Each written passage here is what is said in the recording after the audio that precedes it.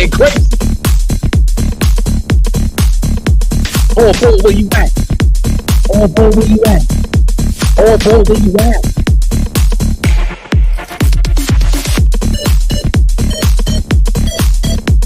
Can't go that deep. Nah, that's when it gets too crazy for y'all. Thursday, May 18th. Allball for you. You already know what time it is, man. Big day. Big time playoffs. We know got a big game tonight. You see the preview there. Lakers tonight. Big game for the Lakers versus Denver Nuggets. But last night, I asked you guys a while ago, is Jimmy Butler a Hall of Famer? I see he made some more believers this playoffs. It got to be him. It got to be him. What y'all talking about? It got to be him. Jimmy Butler just killing it. Amazing game. Came back down 13 against the Celtics. We were on live. Shout out Turbo. Shout out Rockstar Mel. Shout out Big Shaq in the building last night. Who else was there? Big Zach. Zach broke down game one, the fourth quarter versus the Lakers. He's probably on today. Hopefully we get to talk to him before we go into this game tonight. But we doing we gotta celebrate Jimmy Butler first, man. Just an amazing game last night. It was 34 points, 12 of 25 shooting. And it doesn't tell the whole story. It really doesn't. I think Jimmy Butler is a different level of just that, a different caliber of player, different caliber of character.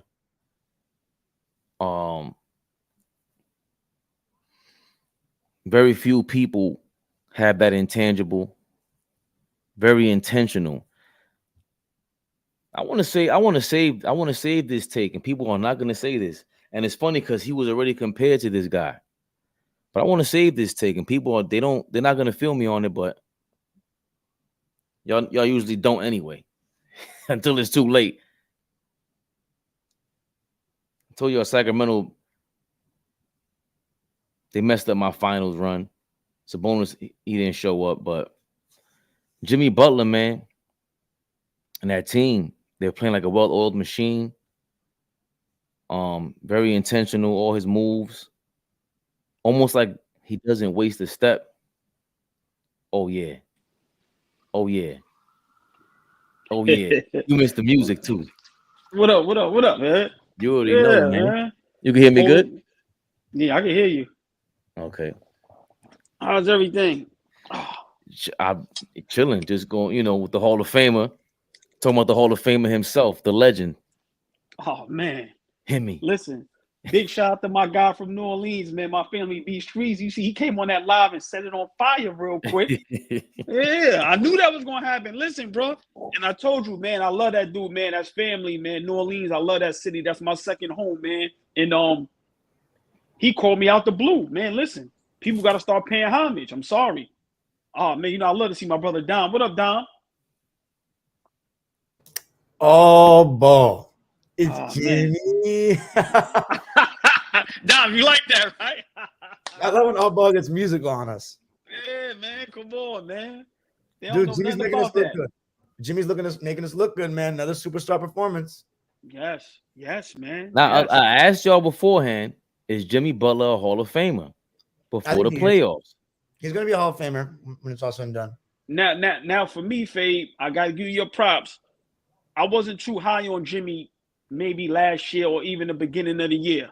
But once again, one thing with Allball, when I'm wrong, I'm wrong. I retract my retractions. What he's doing right now, and like I said, when you look at that roster, his second best player is hurt, his starting point guard. Like, come on, man. Look at the roster. No disrespect to those guys, but he has a whole bunch of players that's undrafted. Bam Adebayo is now a top 15, maybe top 20 player. Like, come on, man. Like, you got to give props when props is due. He doesn't have an all-star team. He doesn't have a second great. Come on, man. What he's doing right now, him and Spoelstra, that might be the best 1-2 punch in the NBA. When we talk about best backcourts, the best backcourt in the NBA is Jimmy Butler and Eric Spoelstra.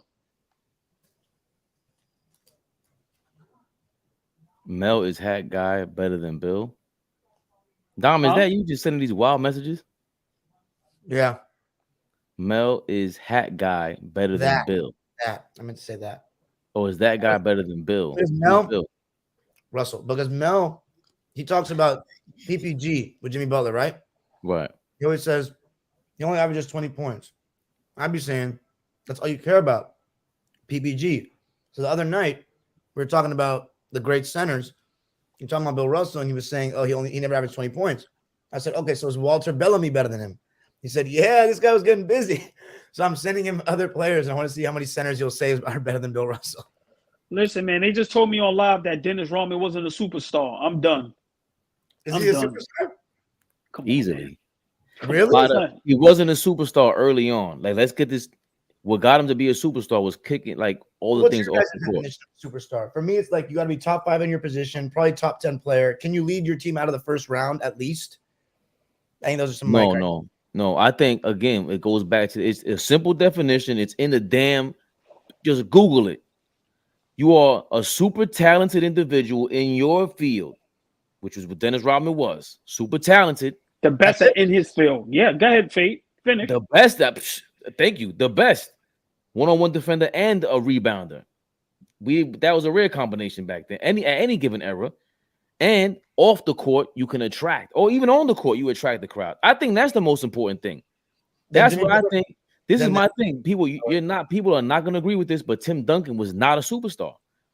All right, in that case, then Mel's point about Jimmy Butler is valid. He's not a superstar, but he's not a box office guy. Now, see, I wouldn't say that because I've never seen Tim Duncan get this much attention ever in any basketball conversation. I've never seen Tim Duncan get a conversation like this for weeks at a time. He never got a nickname like this. I've never seen it. So we can't say that. This is not like people are acting like Jimmy Butler is Jeremy Lin.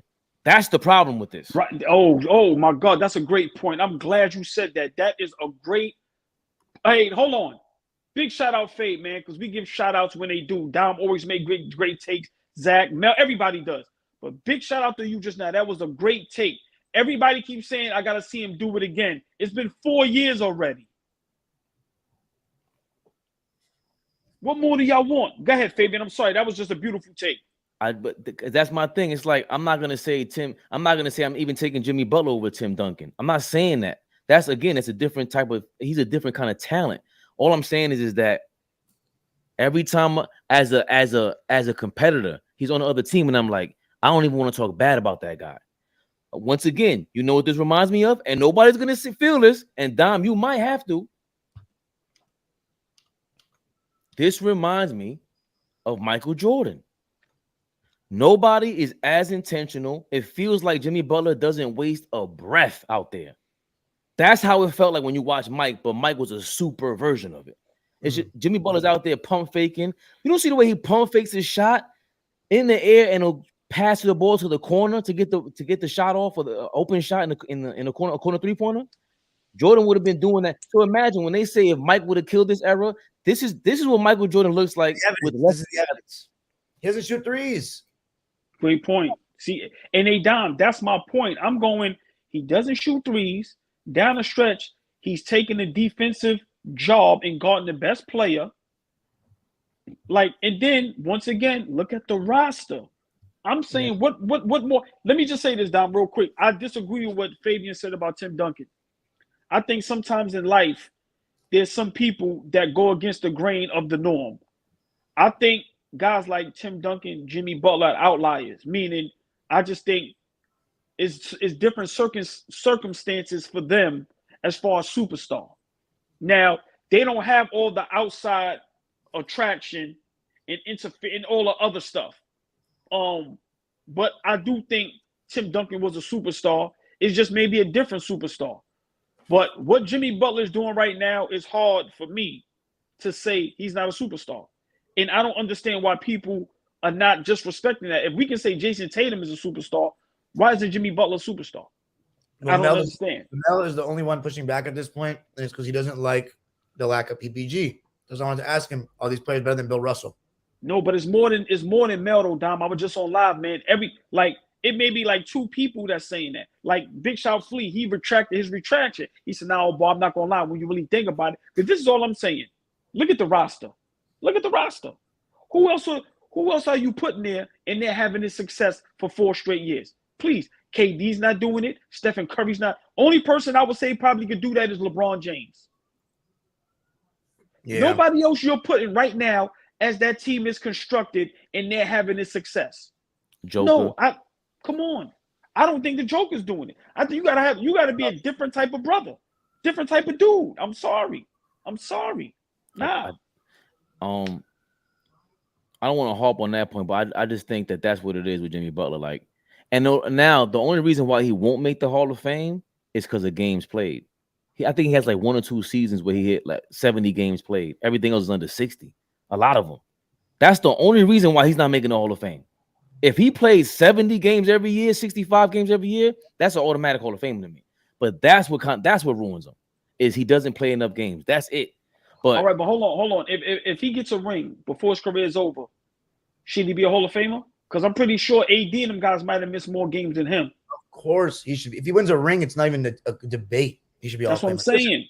I love McGrady, right? He's one of my favorite players. But if he's in the Hall of Fame, right, his resume will look better when it's all said and done. See, because that's the part where these kids getting messed up. Where is the accolade for consistency and the will? And like, there's no accolade for that. How do we prove that? Because it's all feeling.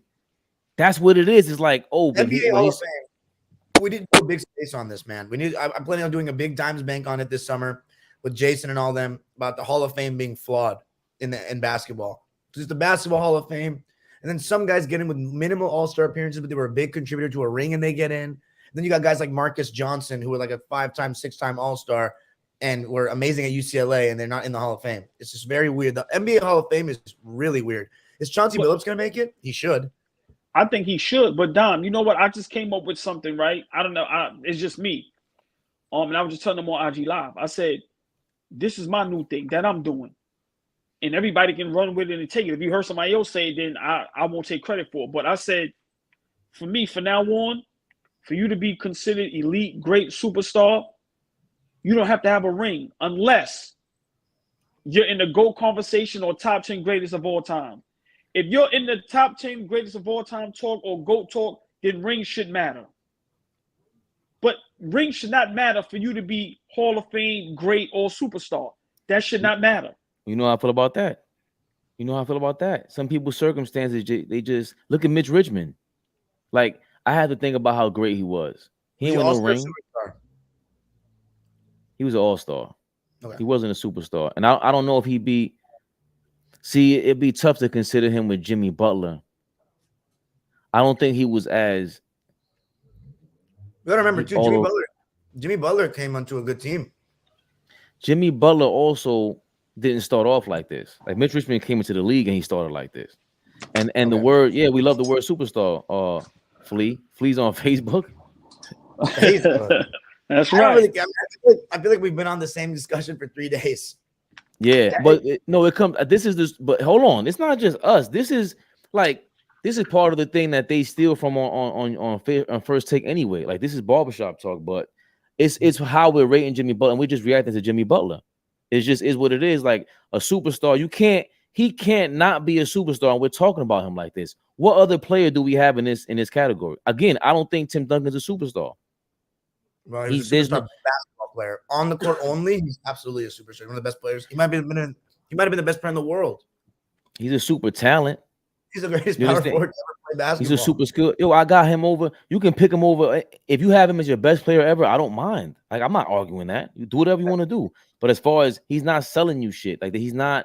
That's my fair, girl's not watching Tim Duncan. But that's right, again, that's what a superstar is. So we're gonna. Rockstar Miller's right. You feel all right? That's no. He's not right. That's my point. Jimmy Butler is must-see TV. Yes, What are we he talking is. about now? In the Yes, regular he season, What are we talking about now? Okay, let That me make is, if you are a basketball fan and you're watching the playoffs, your girl has heard of Jimmy Butler right now. Who the That's fuck a is Jimmy fact. Butler? Yep. Has she? That's what's gonna happen right now in the last couple of days. I don't know if everyone's girls heard of Jimmy Butler. Then you ain't got no bitches. Jimmy Butler's on fire. I'm serious, Hold bro. on. Not all these girls like that. No, hold on, Dom. All jokes aside, I understand where Fabian is going. You don't have to like him, but right now he's the top topic of everything right now. Of everything. I agree with that. Paul George did not do this. In the regular What is season, Rockstar Mel talking about? My bad. listen, when the regular season comes around, just to play devil's advocate, because I kind of feel what Mel's saying, if you're going to go this route, if in the regular season, when Jimmy Butler comes to town, he's not giving everybody, they're not selling out everything. Like, he's not like, oh, Jimmy Butler's here, we got to go see the game. Like, that's just not it. It's not the same as Kyrie Irving or McGrady or Iverson or any of these kind of players. All right. Hey, Dom, that's a great point, but can I say something? This game ain't flashy. Yes, go ahead. Right, all right, but let me say this. This is what I don't like. We can't have it both ways. And let me explain. When people say James Harden, remember what they say, yo, he crazy in the regular season, but then people make fun of his playoff performances, right? Yep. But now we're gonna hold it against a guy that's so-called maybe mediocre in the regular season, where he has big games in the regular season. But okay, I agree, he don't have great games, but then he's great in the playoffs. Like, we can't have it both ways. No, I think he's a superstar. I'm just saying with Fabian's definition of must-see TV and all that. And by the way, Turbo, I think Marcus Johnson was in the nomination, but he never made the final cut, sadly. He's not in the Hall of Fame. He's not in the Hall of Fame. I agree with what you're saying. Great point, I'd much OG. rather have Get out of here, Flea. I'd much rather have Tim somebody Duncan's not a. I'm sorry, Tim Duncan's not a. We did not sit there and ever say this. We knew Tim Duncan was a killer. He fits every intangible. He was just the big fundamental. He was boring. They try to market him every way possible. They put him on Slam magazine, everything. That's not what he does. His game is just Kareem Abdul-Jabbar. Was he a superstar? Hell yeah. Hell yeah. You kidding me? I don't know. I don't Yeah. know. Some of that shit to me is like he played in LA, so he lent himself to that. Remember, Tim Duncan, y'all forget that Pistons Detroit series was in the pits in views? Nah. Listen, I just think what Jimmy Butler is doing, and in the fashion that he's doing it, I think this year ascended him to superstar status. Once again, people is misunderstanding what I'm saying. I'm not saying he's been a superstar 5 years. I'm not saying he's been a superstar for 3 years. Talking.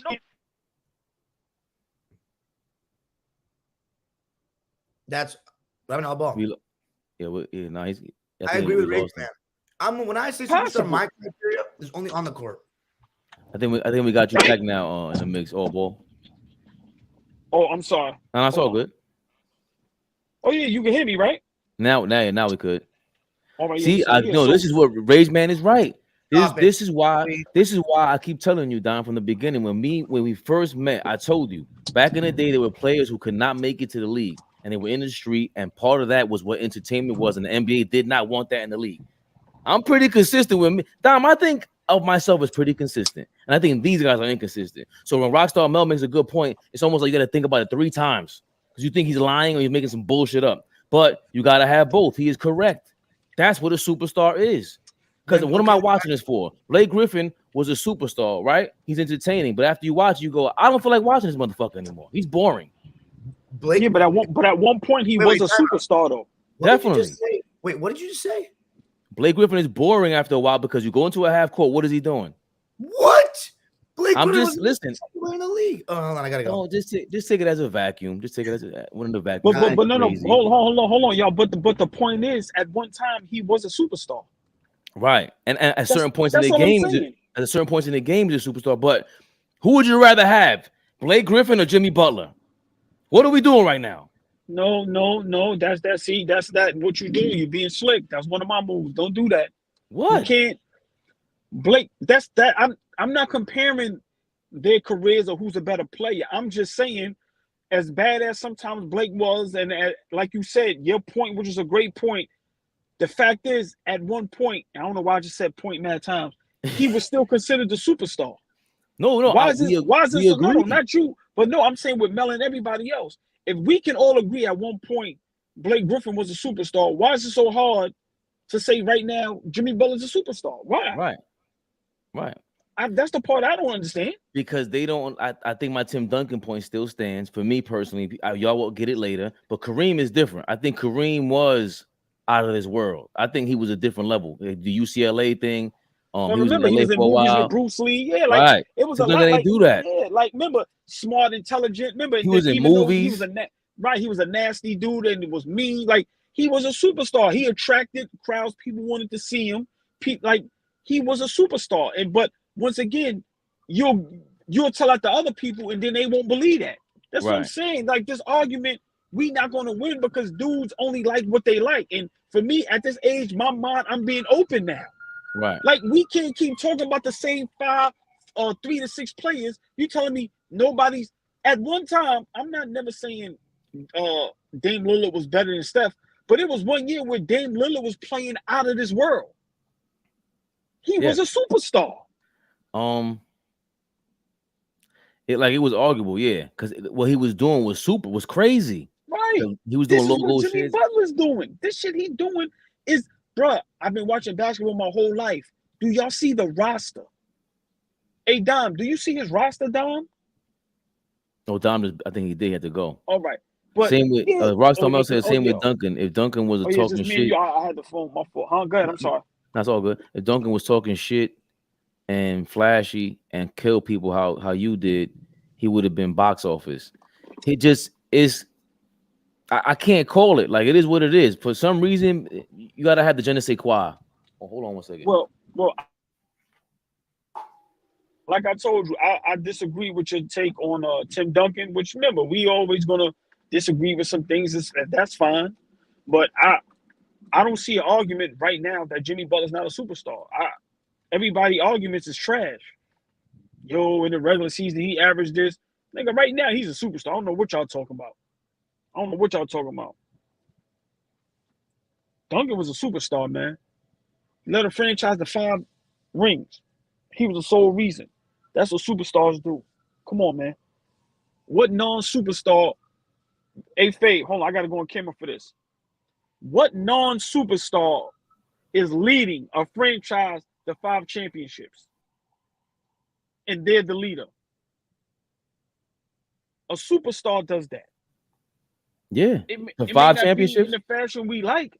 It may be boring. It may be corny. But it's such things as a corny superstar. You saying the 5 champion? You saying Tim Duncan? Yeah.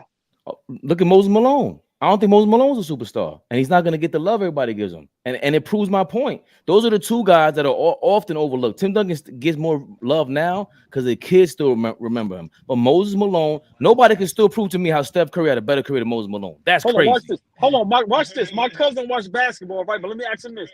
Right now, you know who Jimmy Butler is? Oh, man, that's bad. He says he don't watch nobody. You know who Tim Duncan is, though. You see what I'm saying?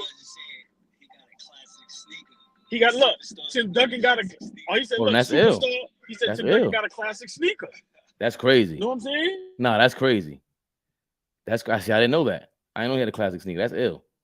So, I mean, that might prove my point in back, but my point is that that's not, it's arguable for me. That's my thing. It's arguable for me. I don't know. But I think he's in that where people forget certain things. And Jimmy Butler's on a different level, man. He just is.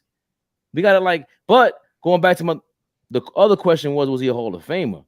And I don't know if he's that. After the games played, that's gonna suffer with that. He's gonna he got 5-team all defense, 5 all NBAs, 6-time All-Star, most improved player.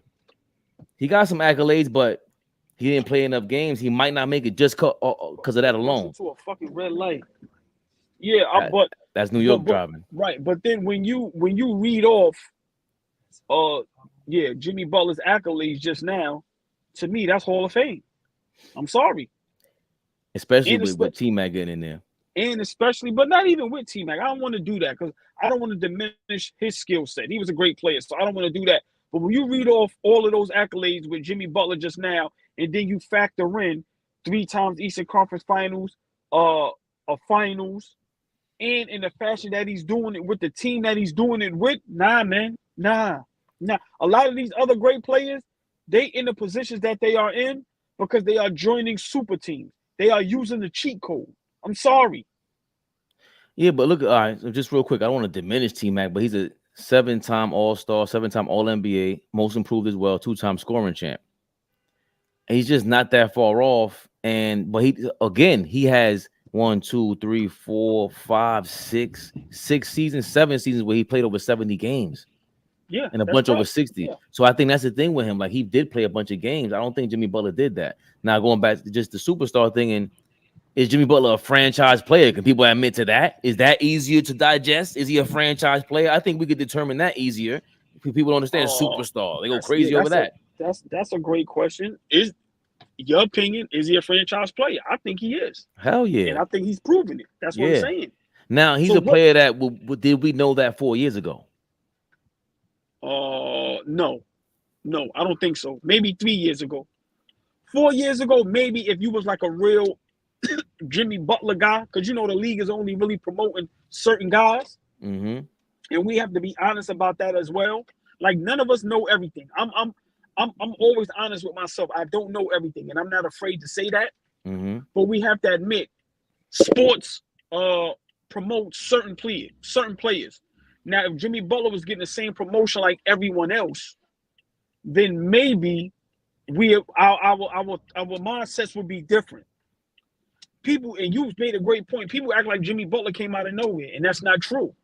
And they treat this like a Jeremy Lin situation, which you said, which was a great comparison. And that's not true, and I don't like that. He's been doing this 4 years straight. 4 years. Jimmy has and before that, he was successful. So that's what I'm saying. I don't understand the problem people was having with ascending him to superstar status. I really don't. Because everyone has their own version of what, like these own like Rage Man right now has their own definition. Jimmy has superstar intangibles with no hardware. I'm sorry, he's not a superstar. What the hell does that mean, Rage Man? You gotta have superstar intangibles to even be a superstar. LeBron James was a superstar before he ever stepped in the league. Hate to break it to you, Rage Man. That's how these things work. Some people ain't gotta win shit. I don't know where that came from. Now, again, franchise player. Was LeBron a franchise player before he stepped on the court? That was to be continued. Same thing with Zion. That's to be continued, because we gotta see how you play on the court first. That's a different story. And even as a franchise player, like Jimmy Butler 4 years ago might have had the same effect on Miami that Jalen Brunson is now having with the Knicks. Boy, oh boy, did I realize I didn't think he was a superstar level guy, but he's on the verge. He's on the verge. All right. Listen, man. Like we can't deny the fact that right now Jimmy Butler has the basketball world on fire. We cannot deny that. Like, and that's all I'm saying. And let's not forget, he's doing it against all your teams, all your all-stars, your favorite players, your MVP candidates. He did it against all of them every season so far. He did. Yeah. What are we talking about right now? Your man Giannis is sitting on the couch right now. Jason Tatum might join him. Like, he's had a great run. He was going. They were going as far as they could against the Lakers. And hold on. Let's say this. Chicago had a solid career, right? You go to Minnesota. 14-year drought. You get there. They make the playoffs. Mind you, you wasn't their cup of tea, which we all know why. You go to Philadelphia. One shot away from them making it to the Eastern Conference Finals, where Joel Embiid, where everybody says the most dominant and best player in the league, hasn't been out the second round yet. Jimmy Butler was the reason they almost had an opportunity to, but you know who they lost to? At that time, the greatest player in the world, Kawhi Leonard, who at that time was like the Terminator, and they went on to win a championship because he got a lucky bounce. So let's not forget those things. Let's not forget those things. He had a lucky bounce, but let's shout out to Rockstar Mel real quick. He gave us a reminder video the other day where Kawhi was torching Jimmy Buckets in that series. Right, bro, it was awful. Nigga, that's Kawhi Leonard, nigga. Yeah. That's I just said he was the Terminator. Yeah. He torched everybody. Don't just put that on Jimmy Butler like that. Nah. Allball. You gotta watch. I'm gonna send you the. You know what? Bro. I'm acting like we can't watch it like we did last night, man. No, listen, I agree with that, but let's not act like at that point Listen, man, that dude had the league shook. He was the best player in the world. Mm-hmm. What's wrong with getting torched by the best player in the world? Nigga, you can't stop everybody. The fact is, they was in the game 7 and had the opportunity to win. Like, come on, man. That's what I'm saying. People make arguments to make they make the argument right for them. Right. Like, I'm not gonna make fun because you got torched by Kawhi Leonard. Nigga, that's Kawhi Leonard. Like, dude, and that's a problem we also have. Y'all really forget who Kawhi Leonard was. Like, get out of here. Nah, I'm not doing that. We didn't because I don't have Devin Booker. Like, for me, Devin Booker wasn't a superstar. With these games and in his playoffs, it was like, damn. He was ascending, right? Like, oh shit. But what now just saying. Go ahead, I'm sorry. No. And 70% is must-see TV. But he has to continue to do that. This is I get it. He went to the championship, but he wasn't doing this 2 years ago. He wasn't doing this last year. He was doing front run like I've been thought. Bro, the difference between Devin Booker and Jimmy Butler, look at the rosters, man. Like why are we not taking that into account? That this man is not a fluke. He's taking good rosters, not great rosters. He's taking good players, not great players, on the ride. That without him, they will be doing none of this. Nah, bro. Nah. Him and Evan Spoelstra is the best duo in basketball. And I think this is disrespectful. He's an all-star performer at a superstar level. Every all-star can't do that. Who said that? Rockstar. Come on, man. You gotta let that go. Kobe wasn't a superstar until he won an MVP in 2008. Yeah, okay, Rage, man. Ask Nike. What are you talking? Ask Adidas. No. I'm to get on it. No, let me show him nothing but Nate Thurman crazy. Oh, okay. So let me ask the people a question. So y'all telling me Jimmy Butler got to win a ring to be a superstar? That's how fair is that? The league is definitely political. It is. What's up, Smiles? The combo is Nick Pillow. The combo is Jimmy Butler a superstar, and what do you think of him as a franchise player? And did you know he was a franchise player 4 years ago? At this point, he got to be both. He's both. What are you talking about? He's both. You're a franchise player. If they could build a team around you, you'll be successful. He's done that. Yep. He's done that with a depleted roster. And he pulled himself to this level. He did everything. Like talking shit to your teammates. He did everything possible. He spoke to, what's her name? Rachel Nichols on ESPN, supposedly banged her out in the bubble. But he did all of this to promote himself. So he got himself to this point because he can't do what y'all talking about. He doesn't do what y'all talking about. He said he ain't no rapper. He ain't all up in the videos like your man Ja Morant. That's just a fact. He ain't all up in the songs. Man. That's just what Jimmy Butler's about. He's about winning. He's not cool. So, we tend to like who we like, and that's fine. But once again, if somebody got their team to the Eastern Conference Finals and the trip to the finals 3 out of the last 4 years, and they're doing it with a roster like that, for one, Tyler Hero is a good guard. He don't have his starting point guard who might on some nights be the second best player on his team, even if he's the third. He don't have his second or / third best player on the team. Oladipo, who's coming off the bench and giving a little spark, can give you 8 to 10 points. He don't have none of that. You don't have a legit big man. Bam is 6'9" at best. Like, nah, bro. Nah. So, for me, and I've been saying this, Fade, I think for certain players, they're outliers. It's just certain things with them is going to make them a superstar and other things aren't. Once again, he's not popular. He's not on social media. He doesn't have the sneaker. He's not rapping. He ain't doing the gritty. He's not shooting threes. He's not shooting threes, Fade. In the era of 3-point shooting. Guys, I'm sorry, guys, but me and Allball usually start Allball and myself. Allball and I keep a profession with the Queen's English. We start off the thing usually, on our own, but I think we're gonna throw in the link now because you guys are real thirsty to fucking attack Jimmy Butler today. A person ain't a superstar, and we talking about him like that. Listen, If I didn't think he was a superstar, I wouldn't listen. Y'all wouldn't be in the comments. We wouldn't be making this a title. Stop it. It wouldn't even be a conversation. That would be a no-brainer. Like, come on, y'all bugging. Lakers play tonight. Look who we talking about. And legit, like it's LeBron, AD. They got a bunch of problems. We legit in here saying, yo, Jimmy Butler's a superstar, dog. Flea, What what up, up, baby? Flea? Yo, put the right link in the chat, man. The fuck is you doing? Put the right link in the chat. No, in the chat, we need you to come on YouTube first to get the views, man. Why you cursing me out like that? Flea, I'm trying to get this YouTube thing. I'm gonna lock in wherever I'm at. You know I support you. You know how I rock. I'm gonna jump in wherever I'm at. I know, but I threw it on from even on Facebook. I threw it on everywhere now. Yeah, real quick, because I'm gonna jump out and watch, and I tap in with y'all later. We getting hung up. Allball got everybody hung up on this superstar term. OG was as slick as he is, because y'all know how slick he get. He done got every person that taps in with him is hung up on this superstar. Hey, hold on. Before you finish, can I say something? We all need to add Jimmy Butler. All of us need to get our credit for this, because nobody ain't no Jimmy Butler bandwagons like us. We calling it how we see it.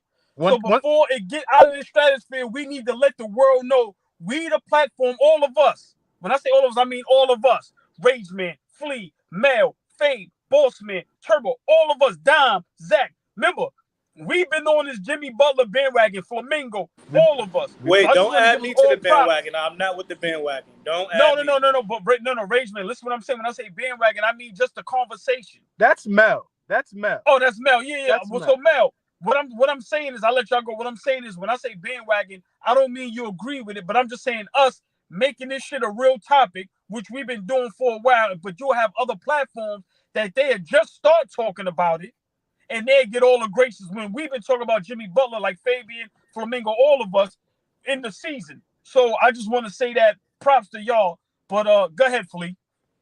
Nah, y'all. You know what I started with a couple days ago. Y'all know my 4, right? That 4 don't change for me. But watching, understanding what I'm looking at, we got to start expanding that. It may need to go 5, 6, 7 guys, right? But we can't get caught up with the superstar shit. It's okay for certain guys to just be stars. It's okay for certain guys just to be great, right? It's okay.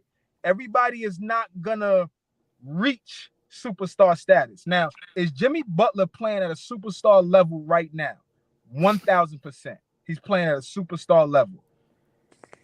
Earlier, I said to you, yo, I might have to walk back my take on him not being a superstar.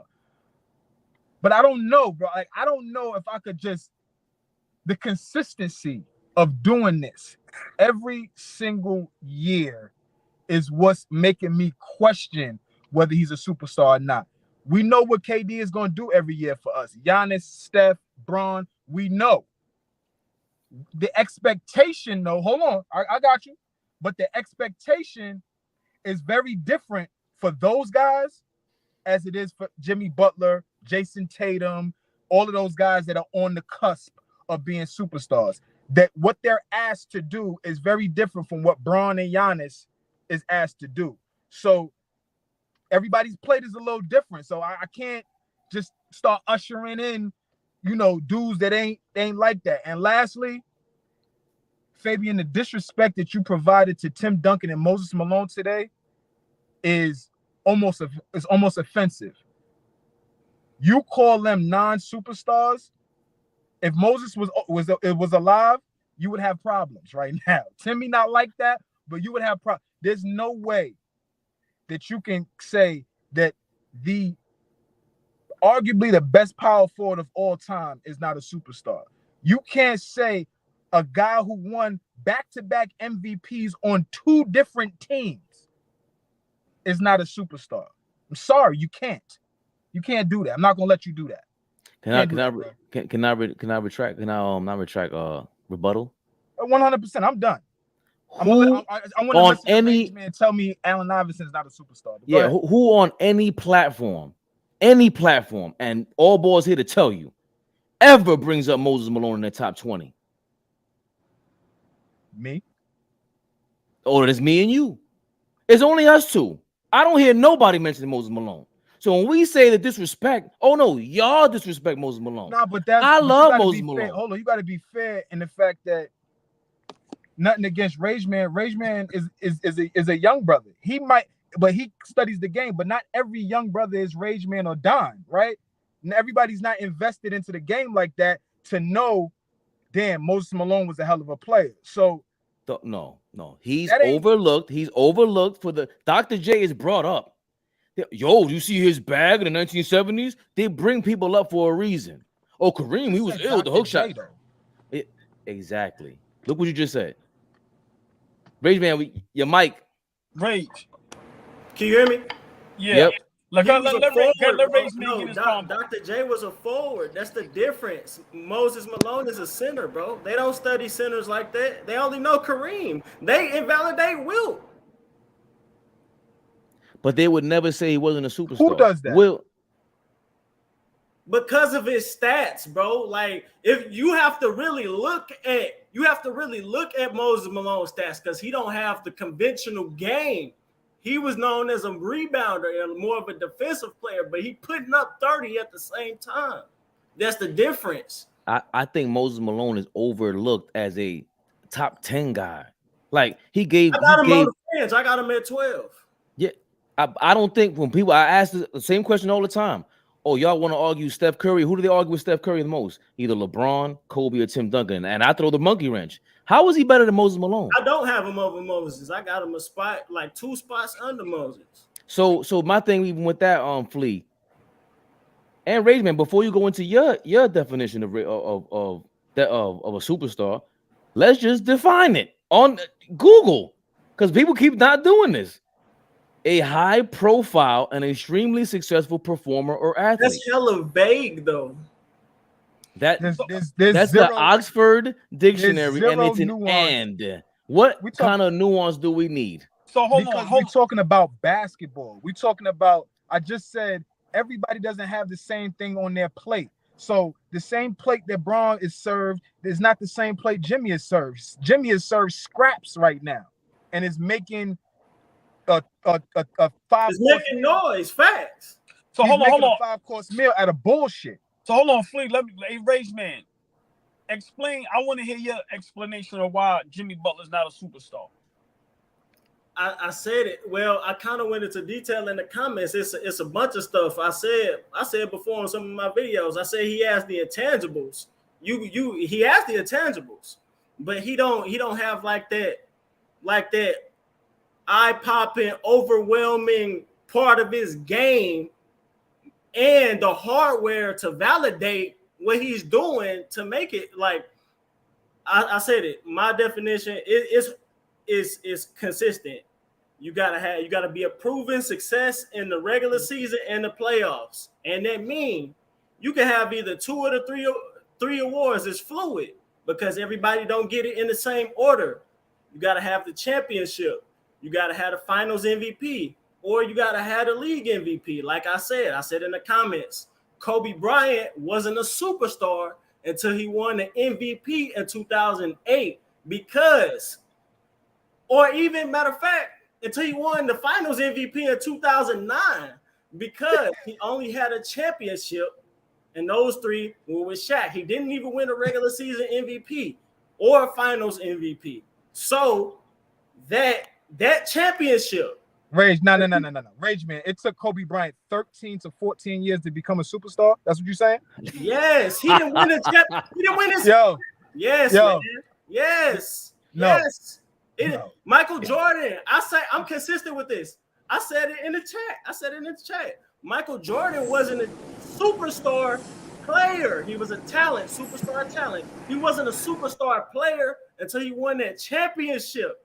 I guarantee you, I'm 1,000%. Michael Jordan would tell you he was not a superstar. Michael Jordan wouldn't tell us that. Ray, hold on. Let's, because part of the basketball talk, right? At least for me, OG tell me some shit, right? Yeah. He's seen a lot more basketball than I've seen. It's just the facts. He's seen a lot more basketball. So we could talk basketball, right? We could talk basketball. Facts. But there's a reason why I'm gonna take a look at, okay, is Jimmy Butler a superstar or is he not? Just because this brother has just been able to witness and watch the game a little longer than me. So I'm not saying you got to listen to us. I'm not saying that. But what I am saying is some of the guys you're talking about, you didn't even watch. Like have the ability to That's take them fine. in That's live. fine, bro. Like to Yeah. have the ability to take them in while it's Hold on. going on. You can Hold go on, back hold and I could go back and watch Wilt right now, but it's Hold on. it's a different feeling watching Wilt when he was doing it. Hey, Flea, It hold on. just is. And But Kobe we Bryant can't. not being We a all. superstar. But that's the Ray, great man. thing about history, though. We can't all live to see it. We not. Hold on, Right, Ray, but Ray, hold on. that's why I preface my comments by saying I'm gonna listen to the guys that got a little more wisdom, just been here a little longer. There's no way I could let you say Kobe Bryant was not a superstar until he won a Finals Bro, MVP. he didn't win. Bro, the only time he won was as a compliment to Shaq. The championship with against the Magic validated that he could win it on his own. Hey, Ray, could- wait, hold on, Flea. Hold on. Yeah, I got y'all having the wrong conversation. Hold on. You just said Michael Jordan wasn't a superstar until he got his first ring. Superstar player. And I differentiated this in the comments. A superstar talent and a superstar player is a different thing. Michael Jordan in the 80s was a superstar talent. What was he doing in the 80s? He was putting up great numbers, winning MVPs, Defensive Player of the Years. He was not validating all of that into the 90s when he started winning championships. So See, can I can I just say this? So we're just gonna totally discredit this definition? Yes, we're gonna discredit. Hold on. No. Rage man, a high profile and extremely successful performer or athlete. It's hold on. Yes. It's no way in the hold on. It's no way in the world, Ray. And you know, I love you to death. I respect all our opinions. Yeah, But there's no way in the world. Hold on, there's no way in the world you're gonna tell me. So your logic is basically you can only be a superstar if you got a ring. Yeah, that's the logic. No. I said, well, yes. Yes, you just Yes. said that. You Hold just on, said hold that. on, makes wait, no sense. hold Well, on, no, y'all. but no. You simplifying it. You simplifying it. I just said it. Because every- Listen, Rage man, you know not how for many nothing, players but got rings. You know how many players got rings? I said you need 2 out of the 3. I said you need a league MVP, a chip league MVP, and a finals All right, MVP. hold on, You know how many Rage. players got All all right, 3 of those? All right, Rage, hold on, stay there. All right, you got to play the 3. Hey, I respect your opinion. Allen Iverson's not a superstar. No. I'm consistent. You know how many superstars it is in the league? Bill Russell, that's the ultimate superstar. That's the ultimate game changer. That's the ultimate winner. You cannot tell me. I will put Michael Jordan, Larry Bird, Magic, Tim Duncan, Steph Curry, Bron, Kobe, all them on that same level. Those are game changers, and they validated Allen Iverson was a game changer. Allen Iverson is not on the same level as a Kobe, a Magic, a You're Larry bugging. Bird, a Kobe Michael Bryant Jordan, will a Steph tell you. Curry. Kobe You're Bryant bugging. tell me said Allen this. Iverson is on the same tier of those Yo, we could go- players. It's not true. but this is what I'm saying though. That's why I went to the definition, bro. Because the only way you could argue that is the second half of that definition. Extremely successful athlete in their What does field. that mean? That's That vague. means hold on, that's not vague. What is success in basketball? That's It part is- of the problem. It is vague because if that's the case, almost everybody in the NBA is a superstar. Because No, everybody's No, extremely it's successful. not. No, it's Yes, it no, they're is. not. That's Hold on, wait, everybody no. who plays good is Listen, I don't want to mute extremely everybody's successful, mic. I don't want to Hold mute on. everybody's mic. Everybody in the NBA is not successful. What the Yeah. fuck are y'all talking about? Yeah, hold Now, on. what are we Exactly. talking about? Exactly. That's not that. That's not vague. That's not Read the vague. definition. Who's not extremely successful? The players who underperform all the time. That's number one. Hold All on. the So bums. Draymond's a Everybody you superstar? call a bum. What are you talking about right So now? Draymond's a Fabian, superstar. hold on a Draymond's second. extremely successful. Do you then. call him a bum? Draymond? Do you call him a bum? Yes or no? But Mel This is making not hard, sense yo. right now. Mel is making sense right now. No, Right? hold on, Yeah, hold that on, hold on. definition, you can't There's go by that four- definition, bro. There's 450 jobs in the NBA. So you are an elite basketball player amongst regular people. But amongst your 450, your peers, there's niggas that are just not good. So cut it out with that. Yo, hold on, if hold the on. lead, if the leading score in the NBA average 33, right? If you average like 15 to 10, by that definition, that's extremely successful. No, My it's nigga, not. what you matching talking You about? just up made some against shit your up. peers. See- y'all niggas, Now y'all want to argue That's like not little the definition, semantical bro. bullshit. He's That's not right what you with just that, bro. said. Look at No. the definition. You can't go by that definition. If you just said the bar for something is this 33, and less than half of that is what you do. You are not extreme. What the hell are you talking about, bro? So if that's the case, niggas like Jamal Crawford, niggas like Lou Will, them niggas are superstars then. They're by not. That definition. By that definition, they are. The definition. No. I got the greatest example though. I got a great example. Not even Draymond Green though. Is Michael Cooper a superstar? No. How? Because he's not. How? He wasn't high profile. He was not hot. Yo, OG. Dog, are we blind? OG. Are y'all really blind? This shit, because that's getting out of hand now. It's like. Are you blind? Like jock shit. That's ridiculous. No. Right? This is not shot. He want to tell me high profile. But Michael Cooper is. I'm going by Fave logic. Who? Hold on. All right, hold on. Let me ask y'all a question. Hold on. I want Mel and Rage Man to answer this. Right? Please, let's not take all day. Let's be serious. At any point in his career, was James Harden ever a superstar? No. My opinion, yes. Yes. So wait, Rage Man. My point is this. How are you not a superstar if you won an MVP, you averaged 30 plus in the playoffs, people coming to see you, like you was one of the best players in the league? How were you not a superstar? You got an MVP because you can't even make it to the chat. I would see. I say this. This is. I've said this before. I've said this. No. Listen. I've said this before. Elgin Baylor is the only, in my opinion, he's the only superstar to never win a championship because he made it to eight finals, and when the season he did, he could have won. He retired 9 games in. He didn't even make a finals appearance. You gotta win a championship. You gotta make a finals. At least he didn't even make a finals. Rage Man, what definition or what criteria? I said you have to win. No. I said it. Right. That's your criteria. That's not the rest of the world. Right. That's not the rest of the world criteria, though, bro. And I'm consistent. I'm just saying. There's plenty of superstars that don't have rings, listen, Neil. I'm just saying my opinion, and I'm consistent with it. That's all I'm doing. Right. We arguing different definitions. But Rage Man, your opinion is like by far just a little outrageous. Like sometimes it's not. It's always outrageous. Hold on, y'all. Hold on, because I let y'all talk. Remember, y'all already know the platform is for all of us. It ain't. I don't care. Y'all can talk all day. What I'm saying is, you cannot say.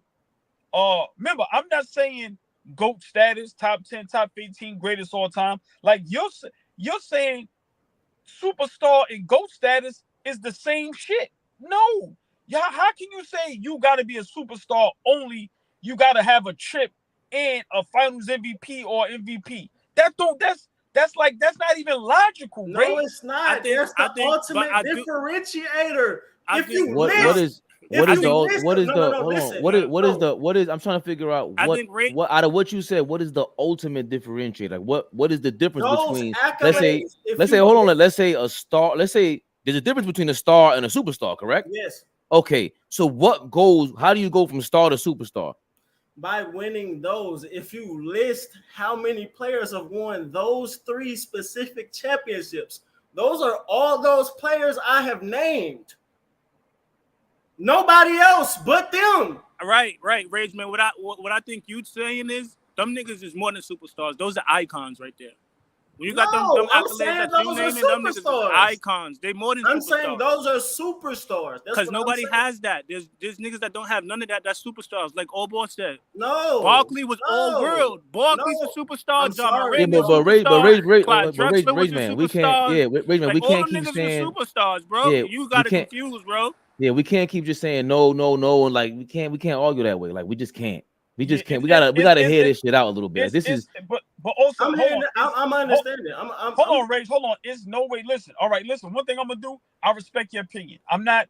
No, I respect that opinion too. No. Right. Hold on. But remember, Fabian tell you my motto's always nobody's right or wrong. It's our opinions. I'm not gonna argue your opinion. But this is what I will argue with you. It's nowhere in the world. I give you. You say Jimmy Butler not a superstar. I respect that. It's nowhere in the world I can let you sit up here and say Charles Barkley was not a superstar. He was the superstar at the highest stature.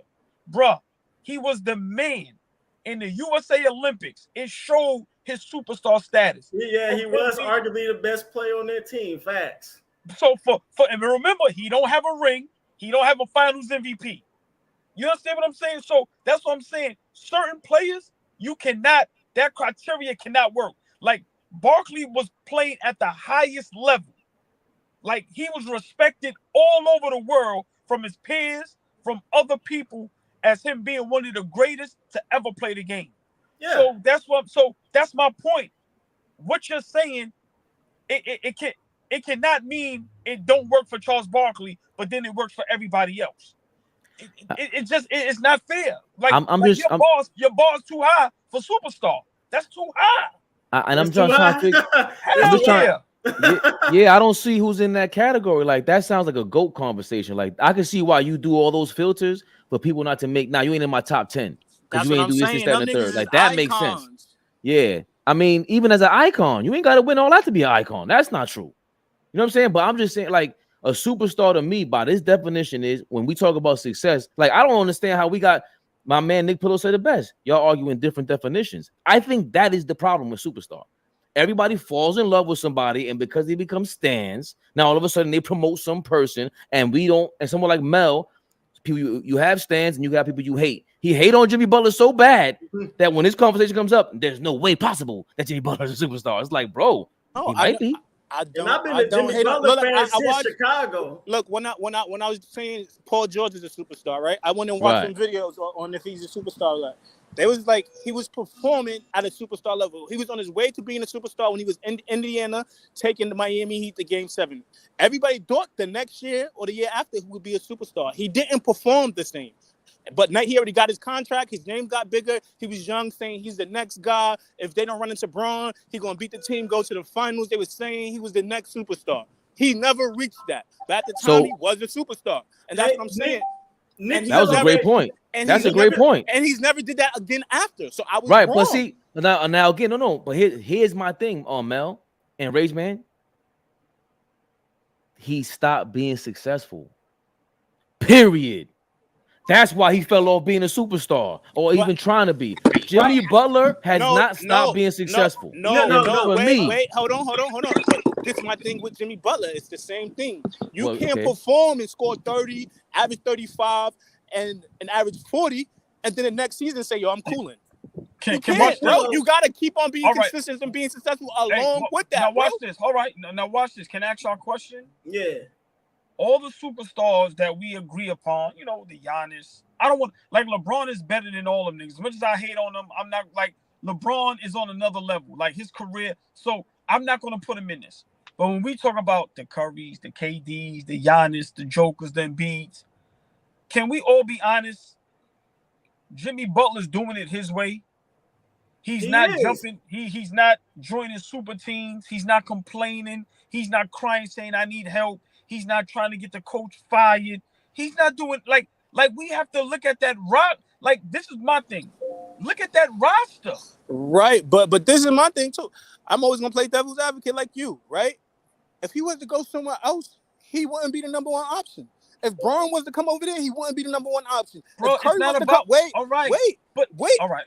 Yeah, well, let me finish. If Braun was to come over there, he wouldn't be number one option. If Curry was to come over there, he wouldn't be number one option. Jokic was to come over there, number one option. Giannis was to come over there, not number one option. Luka come over there, he would not be the number one option. Dan go over there, he would not be the number one option. These guys that will be the number one options are going to be the number one options wherever the hell they go. That's not true. Now. That's who wouldn't? No, wait. Mel, hold on. Mel, wait. You said something great. Let us give you a props. That was a great point. But let me ask you this. Has there ever been second options that were superstars? For sure. Yeah. All right. So hold on. So your point has nothing to do with my point. I don't care if he's second, third, fourth, ninth option. I'm just saying right now his play is a superstar. I don't care what option it is. Superstar performance. I feel like is not consistent enough, bro. You can't just you can't get a job, right? You can't have a job and say, shit, when it's time to perform, I'm gonna perform. The rest of the time I'm working, I'm just chilling. You can't, bro. All right, hold on. You can't do that, bro. I think that's a fair argument. No, that's fair. Now let me say this real quick. When people say you got to be consistent, can we agree? This is 4 years in a row that he's done this. This is 4 years, right? Can't take that away, yeah. Right now, hold on. When we talk about James Harden, everybody goes, what's the one thing everybody always say? But he don't do it perform. in the playoffs, right? Yeah. So now we gonna discredit somebody that's okay in the regular season, but damn near the one or two best players in the world in the playoffs. Allball, I can't. We're not doing that. Hold on, Mel. Allball, we're not doing that. I'm just looking at the things in the totality of it. Yeah, we looking at the sunshine and the rainbows, the highs. We got to look at the lows. James Harden has had how many meltdowns? 2015 against the Spurs. We could date all the way back then. That matters. That he cannot get over the hump. Rage man, stay there. Watch this. This is gonna be tough. Hold on, can I add my 2 cents? My 2 cents is I'm not taking away. All I'm saying, if you perform like this during the regular season, it wouldn't even be no arguments. All right, do now this during watch the regular this. season, it wouldn't be no arguments. For you. Right, now watch this, Fabian. No, watch this. Right, yeah, he's right for a lot of people. This is gonna be hard for them to decipher, but watch this. Rage man said the highs and the lows you gotta account for. Give me his lows. When was he low? 2015 against the San Antonio Spurs. Okay. Meltdown. Yo. Terrible. Okay. Yo, he's been in the league 13 years. You got hit me?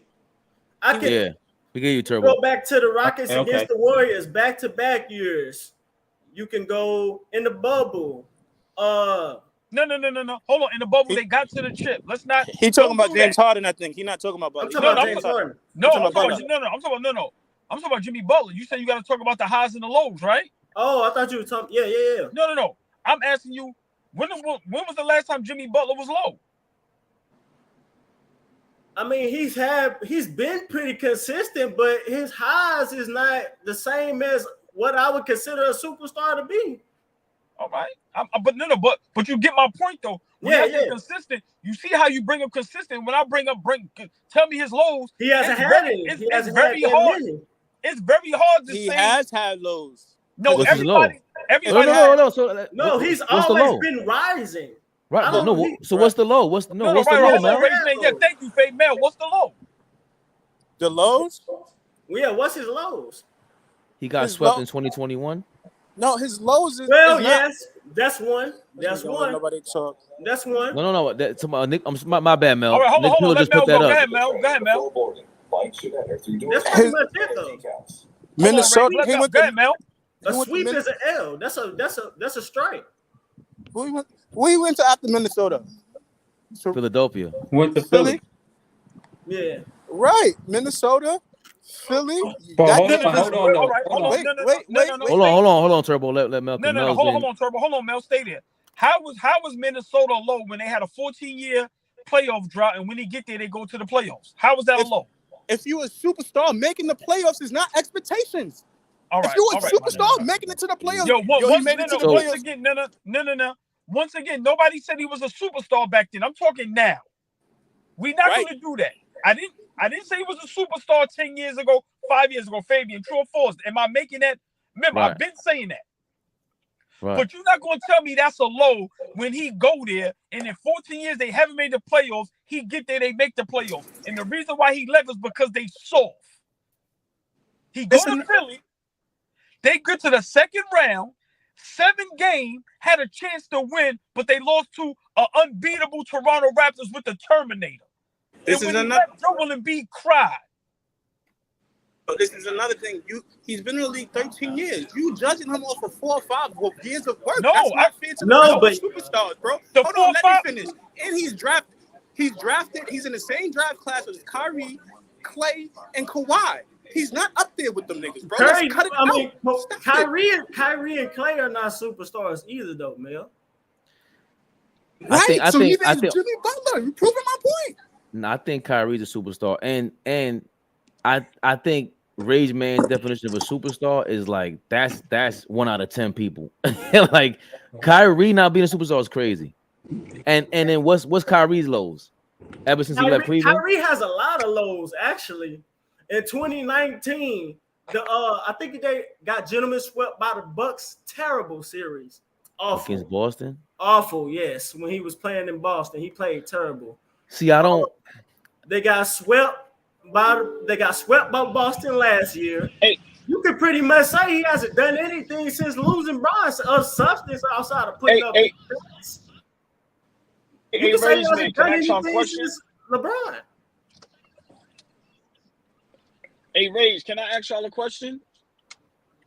Yeah. Hello? Yeah. Yeah, can y'all hear me? Yeah. All right. So let me ask y'all. All right, ask y'all a question. Y'all said Clay and Kyrie is not superstars. At one point in their career, were they considered superstars? I don't think Clay was. No. Never. Kyrie for sure, not Clay. Never. Kyrie, hold on. Kyrie was never considered a superstar. Rage man. No. When Kyrie won that chip, he was a superstar. He's scoring 40 with No, Braun. if anything, no. If anything, they was talking about LeBron's block more than Kyrie's go-ahead basket. If anything, that's true. That is true.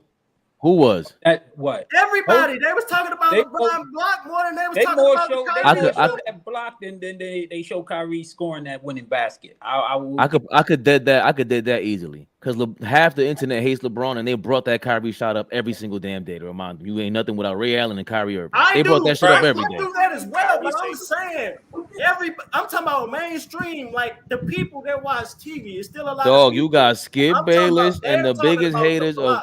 You got LeBron's biggest haters of all time on television. We can't say that. No way possible. And again, so at what point does high profile mean anything? I know I'm beating a dead horse here with the definition, but at what point so high profile means nothing to you guys? If you're a superstar, aren't you reckon? What's so vague about high profile? Superstar. If we're going strictly off that, anybody can be a superstar. That's what I'm saying. Okay, no. It's high profile and extremely successful. Right. So, what does that mean? So when you say it mean, dog, what is your definition of high profile? Really popular? Exactly. Yeah. That means really popular. Hold on. Exactly. Good point, Mel. Good point. Jimmy Butler isn't high profile until the playoffs. Right. Until the playoffs. Your definition doesn't say you're not high pro. You got not a superstar until the playoffs. Yeah. Definition don't say that either. Yeah, it doesn't say what? It doesn't say what, Mel? You gotta perform only in the playoffs. That's not in the definition. You got right. Because again, it depends on what you consider extremely successful, and because high profile is not arguable. That's not arguable. The definition of the word, it's not saying what context is being used in. That's bro. You're really popular and you're really dope at what you do. You're extremely not okay successful, not achieved a couple things. No, you're extremely successful. Cream of the crop. Fab. Being a superstar in your team, being a playing team, that's not extremely successful, brother. So you wouldn't consider 3 or 4 conference finals in the last 4 years as a team success? I think he's an overachiever. No, we're talking about this here, bro. We're talking about right now. I think Jimmy Butler, he is a Hall of Famer. All his accolades, you have to consider that. In the NBA, in the American League, he's a very successful player. He's a Hall of Fame player. But I don't know if he's a Hall of Fame player. No, he's a Hall of Famer. But because he's a great overachiever for what he's got for the position he was dealt, he has maximized his potential. I agree. But that don't mean he's a Hall of Famer. He's a Hall of Look, listen, you all NBAs, all defenses, all the All-Stars. He got over 5 at least in all those categories in the NBA. That's a Hall of Fame player. His first what up, Lee? He got 5 of each. His first season, he averaged like 4 points or something, like 6 points. He's definitely overachieving for sure. So hold on, can I ask y'all a question? Y'all keep saying the regular season he does nothing. So y'all telling me in the regular season he has no good games, he does nothing? No. That's extreme. I'm not saying that. I'm just saying. No, but that it seems like that's what happens. It seems like, once again, you have to get to you have to get your team in a position to get to the playoffs. He's one of the main reasons they're in the playoffs every year. Good point. Great. So, point. like I said, but Shannon Sharp said this man played 200 games in a regular season. Hold on. Now we listening to Shannon Sharp. No, it's facts. Facts is facts, bro. I don't care about facts. I'm like, bro, we listen to. You don't care about facts. It's crazy. No, I don't care about what Shannon Sharp said. All right, no, it's facts. He played 100. Yo, said he Shannon Sharp. played Don't get out of 100. here. Yo, he No, played I don't care about facts. 186 It's crazy, games. Mel. Right? What the fuck? I don't care about facts. I This nigga's didn't wild, say bro. that. I said I care about I said I care about facts. man. I don't care about what Shannon Sharp said. Oh, Right. okay. Well, the fact is Jimmy Butler played 186 games and I haven't had one 40-point game. We're not saying he's not doing nothing, but he's not performing at an all-star, superstar level. Hold on. He's been in the league 12 years, right? Since 2011. Right. Right. So out of 12 years, he only played how many games? I'm talking about the last couple of years, the last 3 or 4 years. He's played 186 games and haven't had 41. Now you too talented not to. All right. Hold on. All right, no problem. How many in the last 4 years? How many games Zion and KD and them guys played?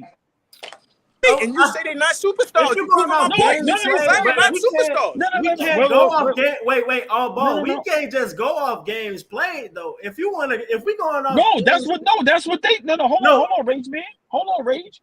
Wait, why Once is again, that though? Hold on. Once again, y'all brought up how many games Jimmy Butler played. I'm going off of your logic, Mel, because you say Zion is a superstar. Y'all say KD is a superstar. We all say Kawhi. Hold on, wait, let me finish. Y'all say Kawhi is a superstar. Yes. So, look, how many games did they play in the last 4 years? Let's do that.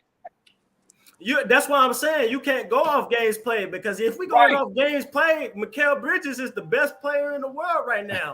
Exactly.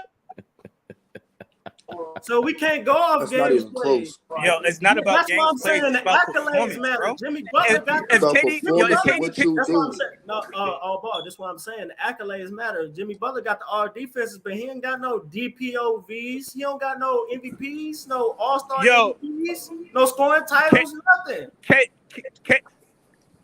That's what I'm saying. And Joker, He don't got those. Look, that the superstars have.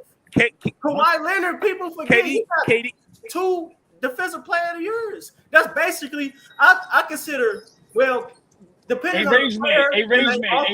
Hold on. Rage man, in the last 4 years, Kawhi Leonard got 2 defensive MVPs? No. What are you talking about?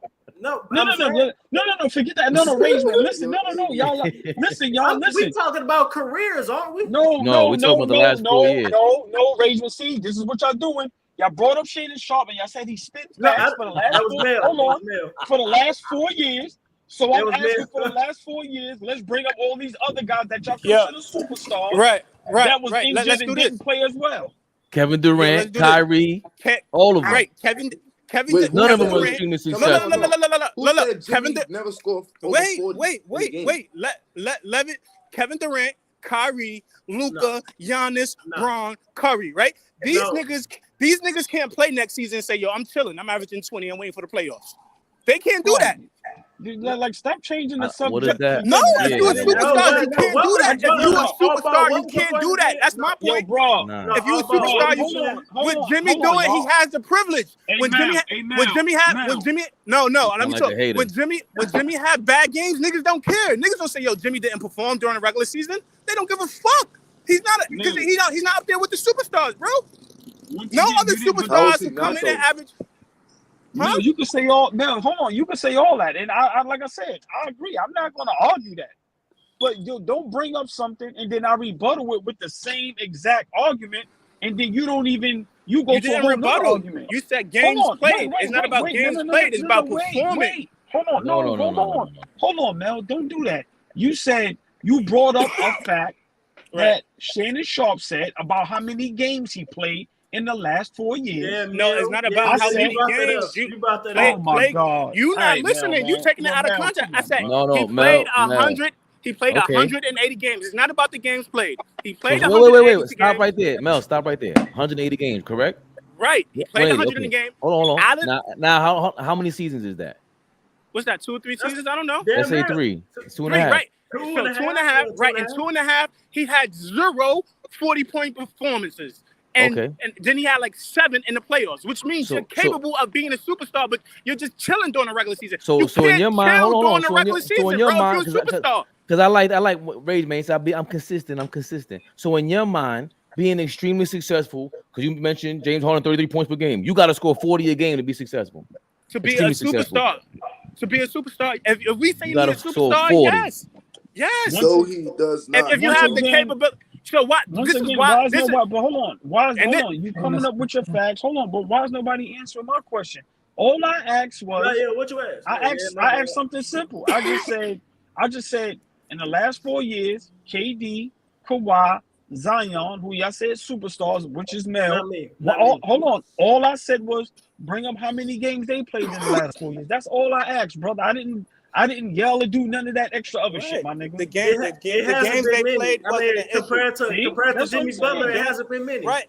Perfect example. Like Harden bleeds. That's your man, right? He don't average 30 anymore. And he averaged 20. And what niggas say, yo, he wild. Once again, hey, Fed, you see how they gloss? You see how they gloss over? Because that's what they do. I said compared to Jimmy Butler, those players, it hasn't been many. Bleed hasn't said a thing about this. Go ahead, Bleed. Right?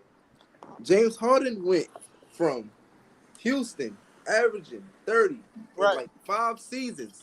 Right. Then 35. Then switched over to point guard in Brooklyn, bro.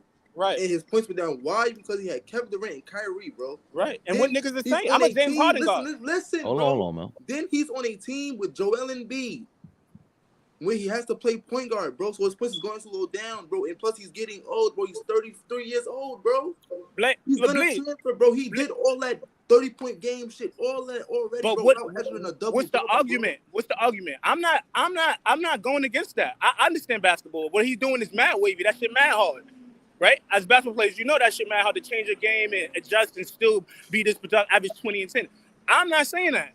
But the perception of it is saying, yo, he's washed up. He's not a superstar. He only averaged 20. You don't hear niggas say that no more? James Harden not washed up, though. But do you not hear niggas say that? You niggas not make that argument? No. Just quick question on y'all. Y'all gonna have your argument. Are we gonna talk about how many games the other superstars played? So compared to Jimmy Butler? It hasn't been a lot. I'm about to bring it up right now. No, I want to hear the numbers though. I don't know. Because how many games you said about Jimmy Butler that Shannon Sharp said that's facts?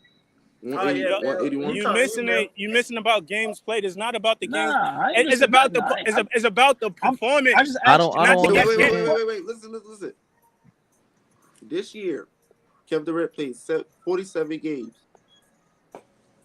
Last year, he played. Why is this a topic? This wasn't even a topic.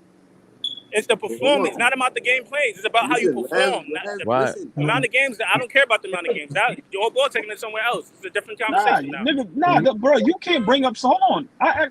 You're not listening and comprehend what I'm saying, bro. You taking it and making it a whole nother conversation. You said he didn't score 40 points right. and 180 about him not scoring 40. That's it. Not in the matter with the game. Now, you always get personal to what I can't comprehend. Brother, man, I heard everything you said. I just asked a simple question. I heard about the 140. I heard about all that, bro. So where's this coming from? This is not the argument. This is mean nothing.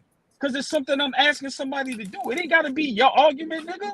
Oh, my bad. But wait, don't make it seem like I was saying that. I wasn't saying that. And in them last 4 years that you said he only had 140-point game, he's been in 3 conference finals out of the 4 years. And we're not knocking that. I'm not discrediting that. I'm not discrediting that. You can't say that. You can't say you're not discrediting it. You just did. Mel, you can't say no. We're not. You can't discredit 40 points in the last 180 because it's true, right? That's a fact. Right, and I can't discredit him going crazy in the playoffs. I'm not discrediting it. You're doing that if he's the only star in Miami, correct? We agree he's a star.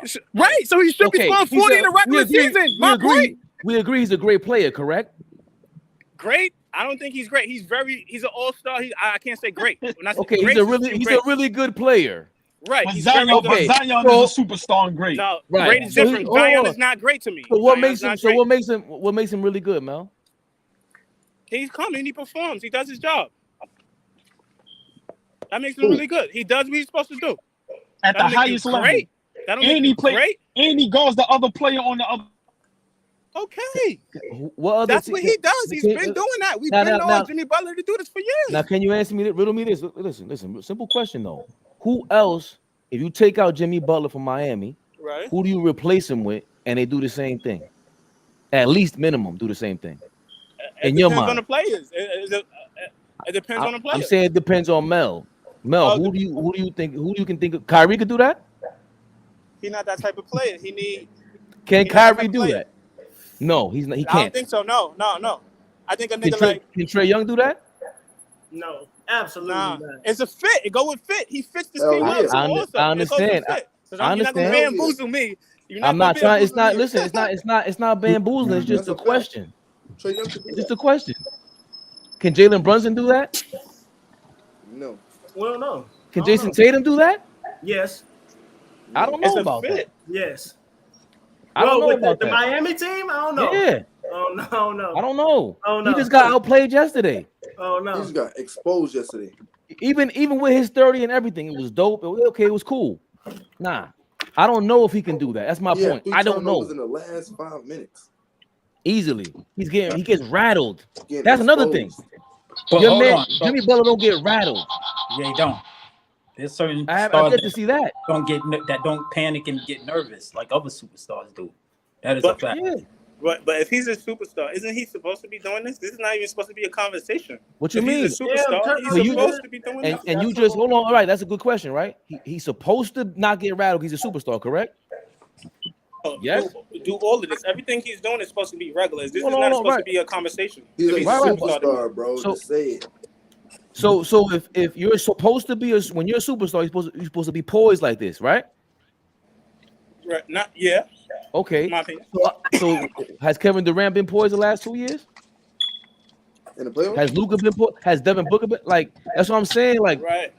we start hating No. It's not hating, but on just because Brody. they didn't do it this way, this year you can't discredit it, right? But here go. Let me think. Is not getting rattled a skill? What? Yeah, of course. A skill? Nah, you can't teach that. I don't think you can teach that. Nah, that's can't not a learn skill. that. Something got to be in you. Yeah, I don't think that's something you can teach somebody that. Hold You on. can try to, Hey, the skill Mel. might not work. Hey Mel, give me all right. So you said right now, remember, you said this. This is your word. You said Zion is a superstar right now, right? Opinion? Yes. All right. No, wait. Hold on, y'all. Let me work. Just give me 2 reasons why he's a superstar. Just real quick. Just 2 reasons right now. His popularity off the court, his dominance on the court. No. Hold. Wait, right now, I'm not finished. Right now, he's not on the court. Though. Wait, he's not on right. the court right now. This is going to add to my point. He played 20 games this year. And he was the number 14 selling jersey in the league, playing 20 games. Yo, Mo, you an asshole, bro. You just fucking translated the definition I read to you. You fucking That dick. was You are a crazy. dick. Exactly. All ball strikes again. Hold on. Hey, yo, y'all can't tell me. Please. Learning Yo, this please. shit. This is what I This don't guy like. is crazy. What? Please, he said, "Yo, his popularity, what his team- popularity hold on. off the court." Oh, hold on, let Bleed seems like a well-educated individual. He said his play on the court, nigga, not even playing. Like, come on, man. Oh, man. Horrendous. When he did play. Nah. Hey, yo. Hold on. Can I love it, man. Wait. Hold on. What's the best? Bleed, What's the Mel, best? hold on, team? Mel. What's the best team Jimmy Butler has ever beaten? Hold on. These Heat teams, 2020. Mel, can you see that, please? What's the best team Jimmy Butler has What does beaten? it say? Hold on, Mel, before you go crazy. A superstar is a high-profile and extremely successful performer or athlete. What does that mean to you, please? That's Jimmy I Butler. hate to interrogate you. That's Jimmy That's Butler. well. Yo, by that definition, that's Zion too. By that definition. I agree. Well, no, he's not extremely successful. How is What? he not? He averaged 25, 60%, averaged 12 rebounds. Okay, talking you know, about so I agree with that. I agree with that. That's successful. That's extremely successful. 25 on like 60% shooting. That's extremely successful. I agree. That's successful. Yeah. Can't knock that. Yeah. Yeah, That's extremely successful. 60%, Injury prone. 60%. Right. That is really Injury great. prone. and he's high profile. We know who Zion is. He's in video game commercials, whatever. You know what I'm saying? Well, yeah, Mel, you kind of Mountain making Dew that point. commercials. I don't agree, but Mel, you kind of making that point mistakenly. Of course he How? is. He How? already got caught. He said how? Jimmy He has Butler's to not rewind this. popular, bro. Nobody's wearing a number 22 Miami Heat jersey. He's not Yes, selling they those are, bro. sneakers. Yes, they are. Yes, they are. I've seen it. They wearing them alternate, them the pink ones they had. I see them. Sad, you never seen nobody in New York with a Jimmy No, Butler I jersey. swear to God. I seen chicks with it. I swear to God. I Them have. niggas is lying. I know a girl right now who's a crazy Jimmy Butler fan. Anyway, what's the best team Jimmy Butler ever beat? The best team he ever beat, that Bucks team. This Bucks team he just beat. Yeah, I don't know what point you about to try to make. You about to kill yourself. Go ahead. What you about to say? Because that backfire was crazy. No, it wasn't. So what I'm saying is. Hold on. Niggas is saying Fumbling and bumbling. Go ahead. No. Luka beat a team that went to the championship, and Jimmy Butler just did it, right? But that you can't discredit Luka for doing that and not doing that. No, but the Bucks won the championship. Though. That was 2 years ago. But they still a championship team. They still got their core. Right, and Luka has done the same thing. Because he didn't beat a championship team. He beat a championship team that played in the finals. Right. Okay. So what's the difference? It's a little different. But the team won the championship. Hey Mel, man, listen. But Giannis was hurt. Hey Mel, I'm always wrong. It's okay, man. No, what I'm saying is Lucas has been beating teams just as good as Butler. No, the Bucks beat. The Bucks beat those Suns. That's the difference. All right, so the now, Bucks are better. Hold on. So we're gonna do this, right? We saying if the players what players could go over there, right, and do what Jimmy doing? Not a lot. Could Jimmy go to Dallas and do what Luka did? That's hypothetical. What did he do? I can't answer that. That's hypothetical. Wait. What do you mean? What did he do? He averaged 10 and 10 against Kawhi and Paul George took him in game 7. You mean he exactly. missed the playoffs? So he could easily lead them to the. That's what I'm saying. That's why these comparisons don't make no sense. Or niggas saying this guy, he just went from what playoff team has Jimmy Butler beat to? Can he do what Luka did and miss the playoffs with Dallas? What are you talking about, Mel? No, what the hell are you talking about? I'm talking about. Man, I'm talking about when he was losing to Can Jimmy Butler take the Clippers from this year with Kawhi and what PG to a game 7? What? On Dallas. Back on those teams? With those other teams, of course. I think so. Hey, why y'all feeding a Rockstar Mel BS? He's making arguments that fit his shit. Like, come on, bro. No, it doesn't even work. Yo, man. No, hold on. Nigga in the East. All that, if he was in the West, the nigga in the East, man, I don't care about all that. Y'all just did the same. Y'all just named the players that can't do what Jimmy Butler can't do. But you doing what you say you don't do. You diminishing what Jimmy Butler's doing, bro. That's what you're doing. I'm not diminishing. I'm not taking it away. Yes, you are. If he was in the East, would he do that against this? My nigga, no, it's just a question. I'm just asking a question. Bro, he's in the East. He beat Giannis in them twice. Arguably, Giannis is the best player in the league. MVP, former MVP, champion, defensive, and all that. Better team, all that. He's beating them niggas convincingly. Yeah, listen, I'm giving his props. I don't know why you think I'm hating. I only seen 2 people do this. LeBron on the Cavs, when he traded the Cavs. Kawhi team the Toronto team was a little better, but ain't nobody else did this. This is tough what he doing, bro. I'm not hating, bro. I don't know why you think I'm hating. So hold on. If this is something he's doing that you only seen LeBron do, why isn't he a superstar then? Great question. He doesn't do it enough. You can't just come to work when you want to, bro. You say it all the time, bro. Wait.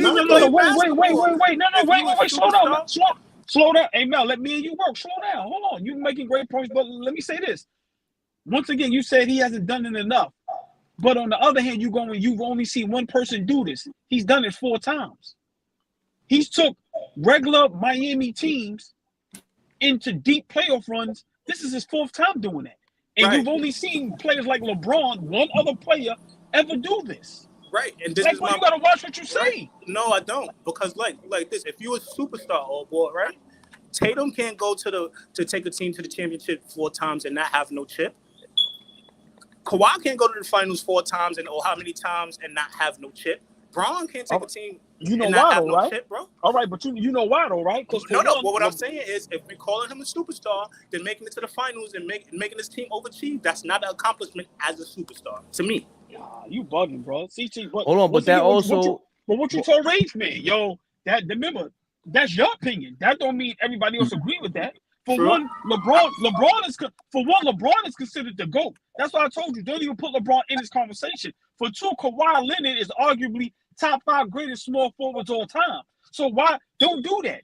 I'm talking about any other superstar, bro. You cannot condemn this man for not winning the championship. For one, he's taking a team. You can if he's a superstar. Yes, you can. Not a problem. Hold on. So when was Kawhi expected to win the championship? In 2019. Right, when he got traded. Okay. What are you talking about? And after that, they made That's a lie. mad now. That's a lie. He was not considered to win a chip when he got traded to Toronto. Stop. Yes, he was, man. Let's say hold on. Hold on. So let's start there. That's great. KD was still a favorite. They had Kevin. That was a blockbuster. Golden State had Kevin Durant. They That said was a blockbuster trade. That was right. Hold on, but stay right there. Stay right there. Hold on. Stay right. Golden State had Kevin Durant. Hold on. Hold on. Yo, he ain't played for 2 years. Mel, They were saying like, yo, if you go over here, you don't win. What you going over here for? Yo, Mel, listen. And Rage Man, right? He I was ain't trying to make Mel point. I was just answering your question. No. I'm saying because you said yes, 2019. He was expected to win a championship. So when else before that was he expected to win a championship? Never. Outside of then. Yeah, So how many years in the league did he have by then? Probably like 5, 6, 7, maybe. What was that? He came in 2011. So he wasn't expected to win until 5 or 6 years later. When was LeBron expected to win a championship? Probably when after he made the finals in 2007, because he didn't After he came to the damn league, he better win when they always said. Man, what? When Kevin Durant, dog, if you're in you feeding into the sauce right now. He wasn't expected to win no championship coming into the league. Can I tell you why? Yeah. Not the first year he's expected to win. I'm saying by the end of your career, you are expected to be in a championship or win, right? Yeah. Was Kawhi Leonard when he came to the league? Was that expected of him? No. There was no Jimmy Butler? expectations. There was no expectations. No one. Kawhi kind of came out of nowhere and surprised a lot of people. Yeah. Right. Just like Was Jimmy Kyrie? Butler. Was Kyrie? Was he No, but Kyrie was championship? the number one. Was the number one He was overall. the number one. Right. Okay. But was he expected? I'm just expected to turn over a franchise, not to win a championship. But I'm trying to go back to Mel's point where he said, why isn't he treated like LeBron? Why isn't he treated like KD? Why isn't he treated like the superstars who came into the league as superstars? That is why. When was Wait. It don't have to be them guys. Anybody that's a superstar, bro. Was Blake Griffin expected to win a championship? Was Jason Tatum expected to win a championship? After this I don't know about that. Yeah, maybe after last year. Right, but if he goes to the finals or get his team close still 4 times in a row and don't win it, what niggas is gonna say? Right, but he had to do all that first, Mel. That's the whole point. Jimmy Butler had to do all this first before we put expectations on him. We didn't have no expectations for him before that. Right, he done did it 4 times already. The expectations is here, nigga. What are you talking about? So he is now a superstar. And by the way, didn't you tell me that he doesn't sell any jerseys? Isn't that what you told me, Mel? That Jimmy Butler don't sell jerseys. That's what you said. He was top 10 in 2023. He was top 10 in 2020. Hey, go back up. Hey, go. You see that blue jersey? That blue one? Yeah. I see a lot of people. And all them alternate. Click the link. Click it. No, I had to eat the form. No. Hold on, y'all. No. Hold on, Fabian. Repeat that again. He had a top jersey sale in 2023. He had a top jersey sale in 2020. 2020, top 10. Him and Tyler Hero made it to crack the top 15. Click it. Let's see. I can't because I don't have the thing for it. Because it's not real. Stop it. I know what a moron. This is SportsIllustrated.com. You moron. Here you go, Mel. Wait, hold on, y'all. Wait, hold on. Hey, Rockstar. Hold on. Rockstar Mel, do you have another phone where you could check? I do. Miami Heat guard Tyler Hero and Jimmy Butler were in good company. This is in Europe. No, wait, Fabian. No, wait, y'all. In Europe, exactly. Hold on. No, they got other ones. Hold on. Rockstar Mel. It's simple. Why we ain't gotta argue? You found a link to see what was the top jersey sales in them 2 years, the top 10, 15 jersey sales. That's all. I got it. That's you simple. talking about? All right, so what was it? That's all.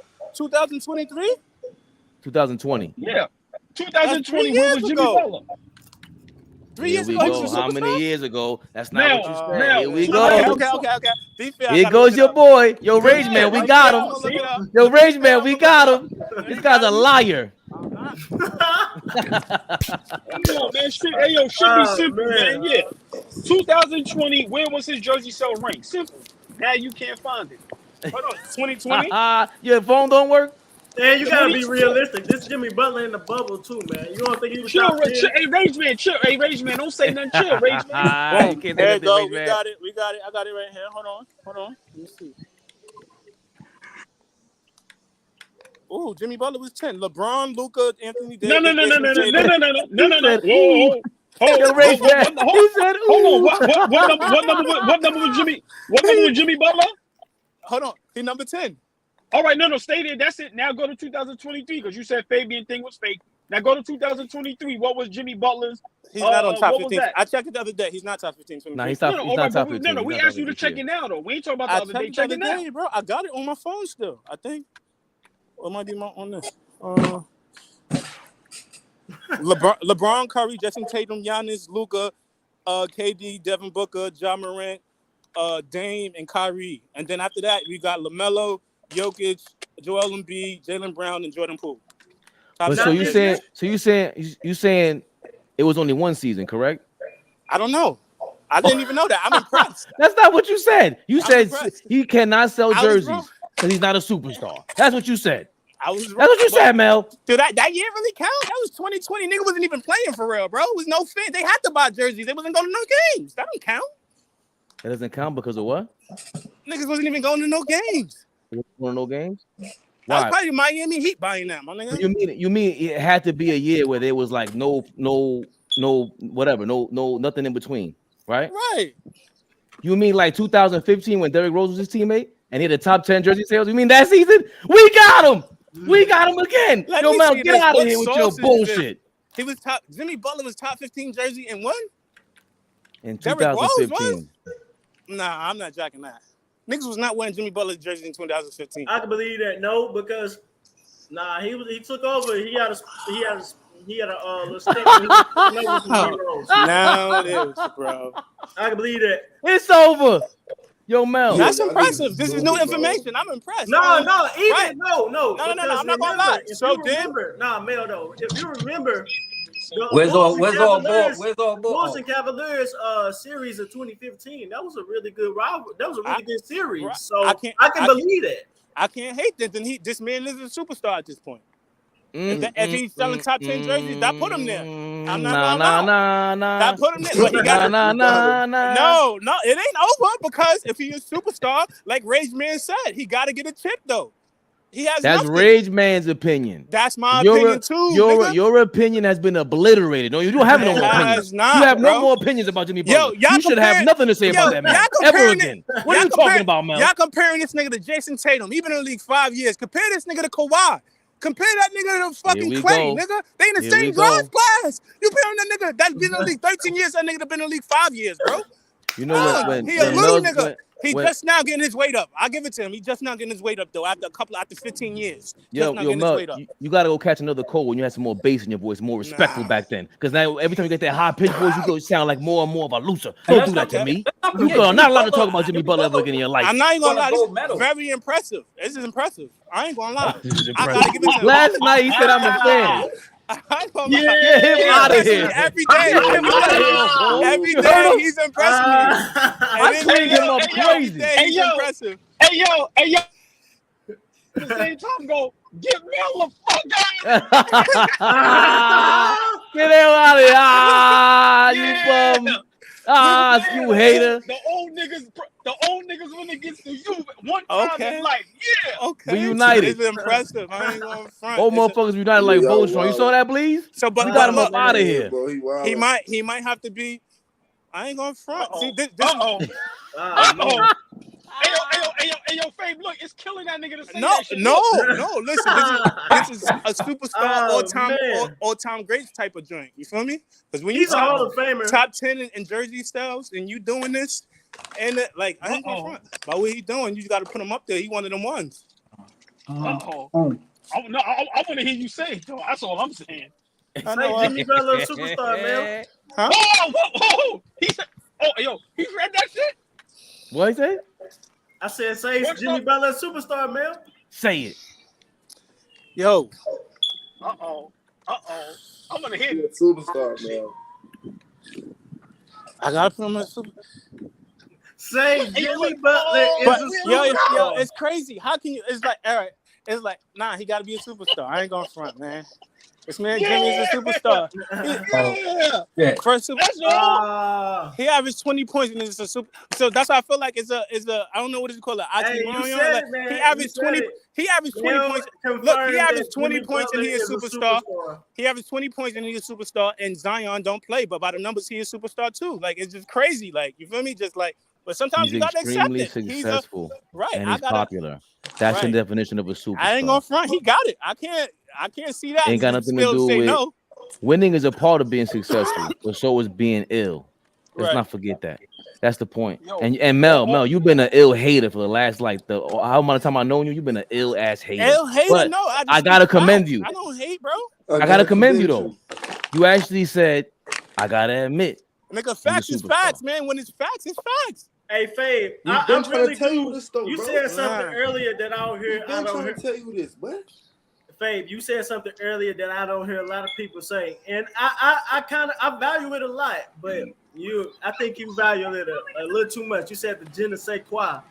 Yeah, a lot of people, that is very valuable, but I think you kind of value it a little too much. I think you got to look at the sport here. You need that winning. It's something. Je ne sais quoi. That means something. It's something like that the it factor. Like it can be taught. Okay. Ooh, okay. The it factor. Yeah. Charisma. What language is that? Charisma. Je ne sais quoi is French. Yeah. Is it yeah. The patois. That's fire. Yeah. But I think you value it a little too much. Nah. What I'm saying is that you need that to be in this conversation, and then you also need, because again, a part of the reason why we built this platform is because me and Don, when I first met Don, when I first had this conversation, I told him that je ne sais quoi that we talking about is what black people had that white people did not want nothing to do with when basketball first started. Yeah, I'm gonna just leave it like that. And they wanted to remove it because they considered it too black. So what they did, they had the Eastern Professional League, they had the ABA, they had all this other shit. And until Dr. J came in there and was nice enough and saved both leagues, then you can have Magic. Then you can have everybody else. So that's my point about making the chance. So when I say je ne sais quoi, remember, we ain't talking about no average dude. Dr. J is that deal. They ain't even want us dunking the basketball. That's how much they was trying to hold back our je ne sais quoi. They ain't even want us dunking the ball. Exactly. Kareem, they were so scared. Kareem Abdul-Jabbar, when he got to UCLA, they banned from dunking. And they used to clown the 3-point line. At first, the 3-point line was like some ABA stuff. They used to like say that like that was George. That was George Mikan idea. He was the commissioner of ABA. Oh, good. I didn't know that. Yeah, that's ill. Yeah, that's ill. So when I say that, that's what I mean. Like it ain't because I'm not all style, no substance kind of dude. Yeah. See, you gotta be. For us, you gotta be all style and substance to be a superstar. Yeah, fact. You gotta be that. So that's why certain people can't be mentioned. You know what I mean? But I understand what you're saying. You thought I was all just one. That's my thing with Moses Malone. Like Moses Malone, he really didn't have no flair to him. So I can see why people just overlook him, and that's why he killed. Because you thought he was just this nobody showing up, and he got 7 offensive rebounds tonight. Crazy. Yeah. So I get it. Is that you, Mel, just crumbling up, eating shit on the microphone? What a bastard.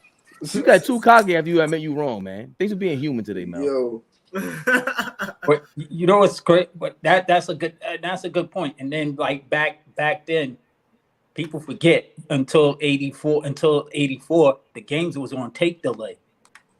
Facts. They weren't even live. Because they was still complaining about the league being too black.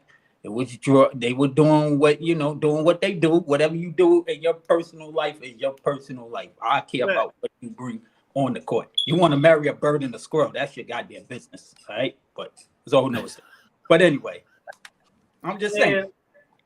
But that was some crazy shit. I want to marry a bird and a squirrel. I want to piggyback back off that, Turbo. You can kind of like. I'm not going to completely attribute to these players is winning these awards, but you can kind of attribute, at the time. No, but what y'all was saying, Steve Nash's and the Dirks in the mid 2000s winning those MVPs and the Bill Waltons back then, because David Stern was it was getting too black in the mid 2000s. So the performance warranted it, but they gave it to they couldn't give it 3 straight years to Steve Nash, but Dirk he played good enough, so they gave it to Dirk. And same thing with Bill Walton in the late 70s. No, I think Bill Walton was ill. Yeah. He was. No, I think he was like. If he didn't get injured, he definitely would have been one of the top 10, top 5 centers of all time. Like I got him like top 20. He was on his way. Top 20 like centers. All time? Yeah. There's no way. There's no way he's top 20 centers. Yes. Yeah. His whole career, he like outside of Kareem, he like the greatest college player ever. He had like 4 great years. That's it. Then he got injured for 2 seasons. Then he became a 6th man. He was okay after that. Like, I get that at his peak, he is as good as anybody, if you want to say that. All right, cool. Because that might be what Joker is right now. And he's not even that. He didn't bring the ball up, right? And he played better defense than Joker. He was considered the greatest passing center, probably outside of Wilt, too. Well, they don't count Vlade Divac. They don't count. Shaq was decent, but I say Vlade. Vlade's overlooked. Before Joker, Wilt was the only center to lead the league in assists. But again, assists are like, you know, you could assist hunt. Hey, can I ask y'all fellas a question? Of course. So you can assist hunt. What that mean? Assist hunt? I don't know, man. I don't know. You think? I mean, I get what you're saying, but it's still nobody else did it though. You can say the same thing for Joker. No, yeah, you're right. You know what? You're right in terms of. Yes, he accomplished that. I don't want to diminish that. No, but I don't think that makes him the greatest passing center. No, he was a good passer though among centers. That's what I'm saying. All right. Yeah. Yeah, but okay. Go ahead, Allball. Yeah, let me just ask y'all a quick question. Just one Jimmy Butler question. We can get off that topic. If let's just say no, on some real shit. Yeah. Let's just say when his career ends, right? Whenever it is, whether it's this year, 2 year, 5 year, whatever. If he continues to play like this, let's just say another year or 2, and he gets a ring, how would we look at Jimmy Butler? I would look at him like this. What I would look at him is, I would look at him as he finally got the final, and presumably he wins Finals MVP as well. I would say he finally got that superstar status by validating everything he did up to that point, and that he's one of the greatest overachievers of all time. That's what I would look at him as. He said the greatest overachievers. God, Rage Man, you cold-blooded. That's why I love you. No, that's not a bad thing. You could be an overachiever. Like, no. Hold on. He's not jacking Jimmy at all. Right. This is the reason I'm asking. Because now when it comes to like the greatest small forward, because and another example, because before Kyle Lowry won his championship in 2019, he was an overachiever. He did a lot. He made deep playoff runs and made hella all NBAs and all-star teams. That championship. Hold on. Let me ask y'all a question, and I want everybody to answer. Maybe just be brief. If Jimmy Butler wins a ring, right? Let's talk about the small forwards, right? Let's just say Carmelo. Let's say Paul Pierce. Is he better? Dominique, Grant Hill. Would he be better than those guys if he get a ring? No. Let's press it. But wait, we can't group all of them. We got to talk about these people individually. I would say he would be better than a Grant Hill. I would say he's better than Grant Hill. Dominique, I would say he's better than Dominique. Melo, absolutely. He had a better run than Dominique, because Dominique never made it to the conference finals. Absolutely better than Melo. Yeah, most of them, he would be better than them. Okay, that's all I want to know. That's all I want to know. I gotta move. I would have him over Melo if you want to. Go ahead.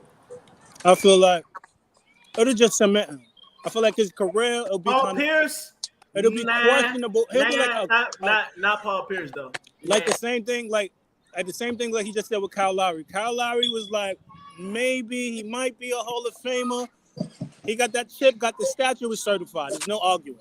I think it's the same with Jimmy Butler. Jimmy Butler get one is like, there's no argument. He's certified. Like, there's no, he one of the ones. You got to put him up there. Top 10, top 5, top 10 maybe. I give him top 20, top 25, because you got to really think. Maybe top 20 at the highest.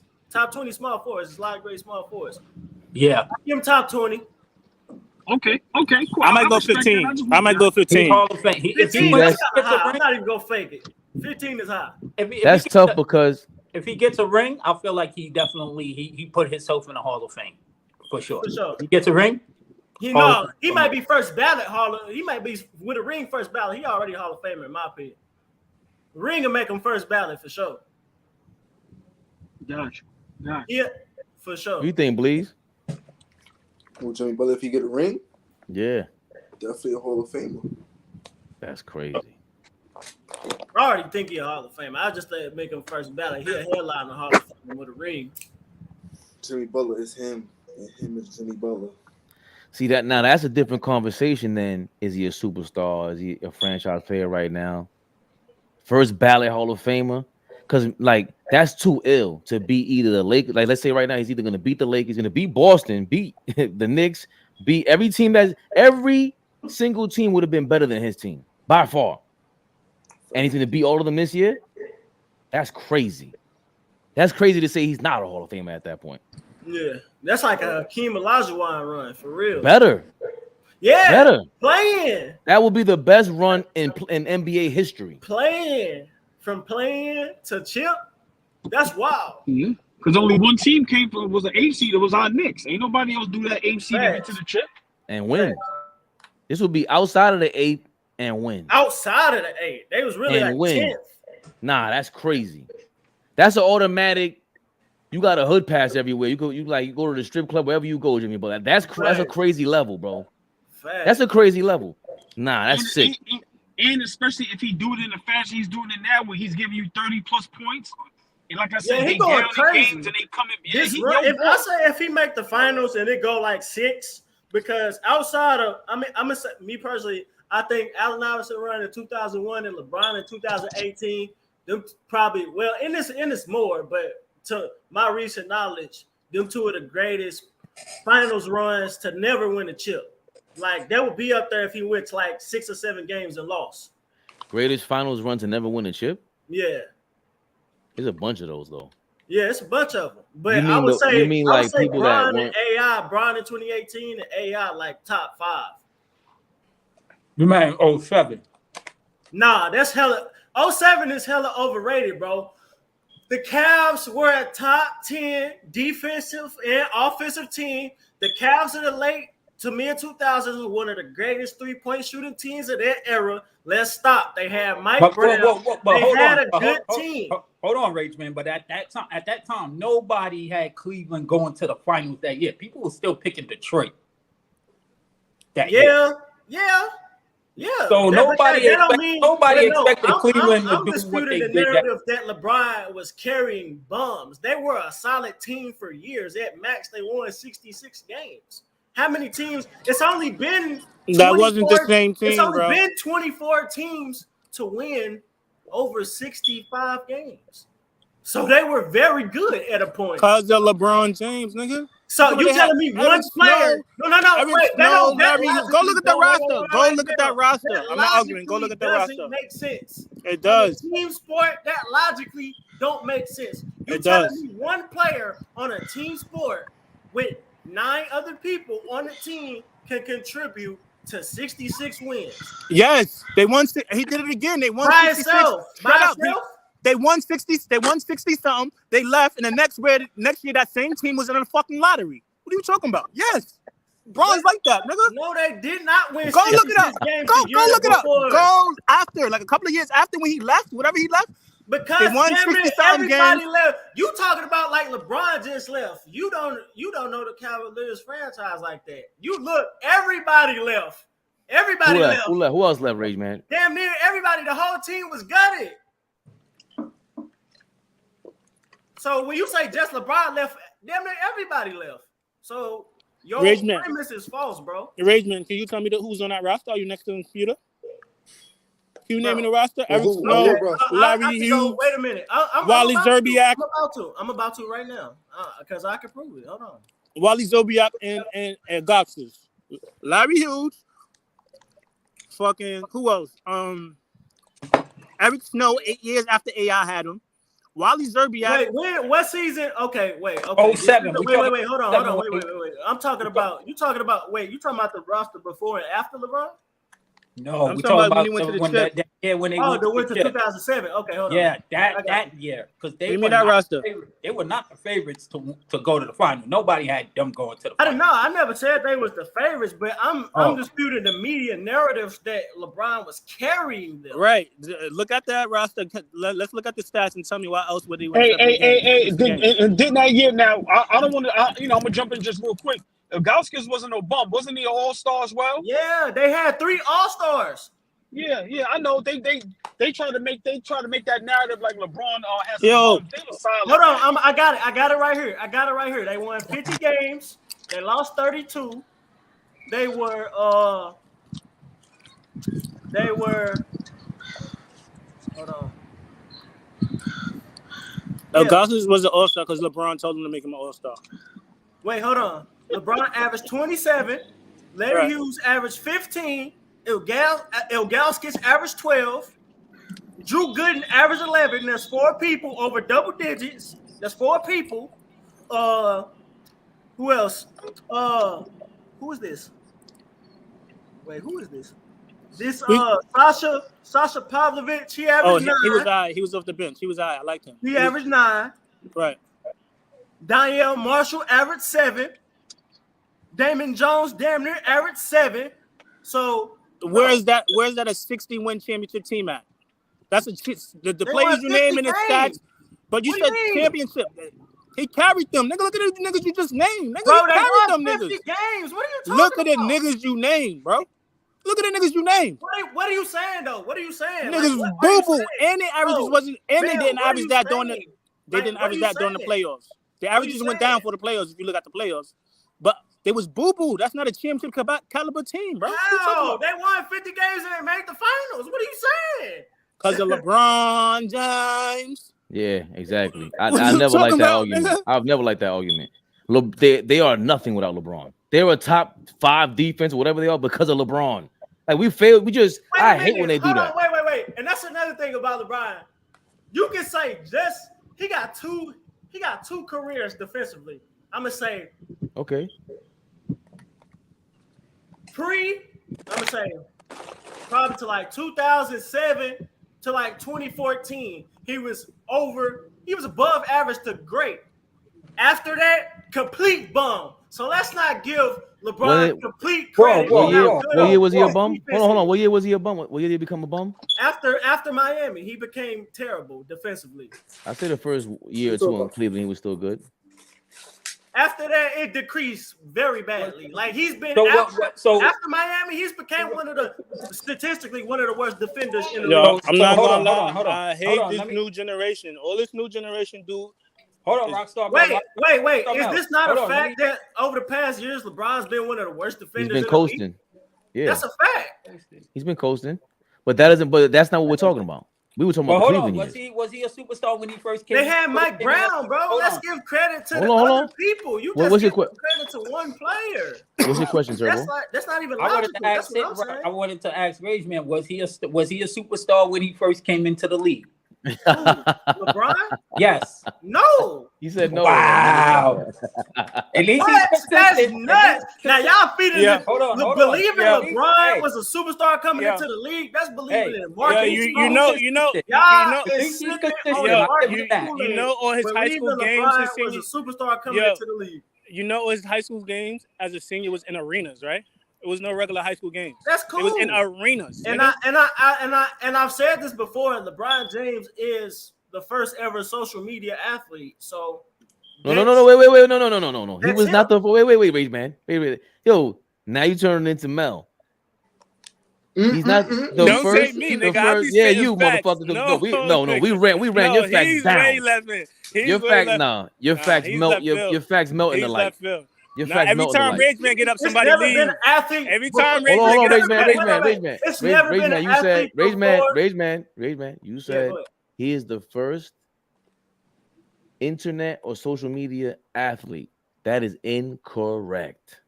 Thank you. How? Because there were hundreds of internet athletes.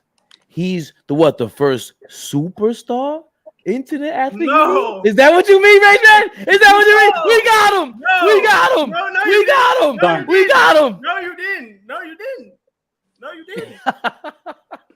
you just know. I'm going to How say was he no. the first? No, How was he the first wait. athlete? He was born when the internet was born. He popped out of his mom's fucking joint when the internet was born. I'm about to answer your question. You asked me, was he the first superstar internet athlete? No, he's the first internet athlete to become a superstar. This motherfucker. No, Nah. Rage Man, Yes. no. This Rage Man, you're done. You are cooked. You just No, got that- fried right now. You know you're lying to No, yourself no, right no. now. Yes, you did. You know you just fucked up. You know you just fucked up. You You know me on it. the superstar word, man. Even regardless of what you want to call it, was he a high profile person? Yes. Yes. So he was got a quite Nike popular. and got a sneaker deal before he even got drafted. That's insane. I'm not saying he wasn't high profile. I'm going by my definition. Yes, of your superstar. definition. He was absolutely high profile. Right. That's ludicrous. Me not denying that. I'm saying. So that means by your definition, nobody could come into the league as a superstar. No, the only person, and I said it in the chat, the only person to come into the NBA as a superstar is Dr. J.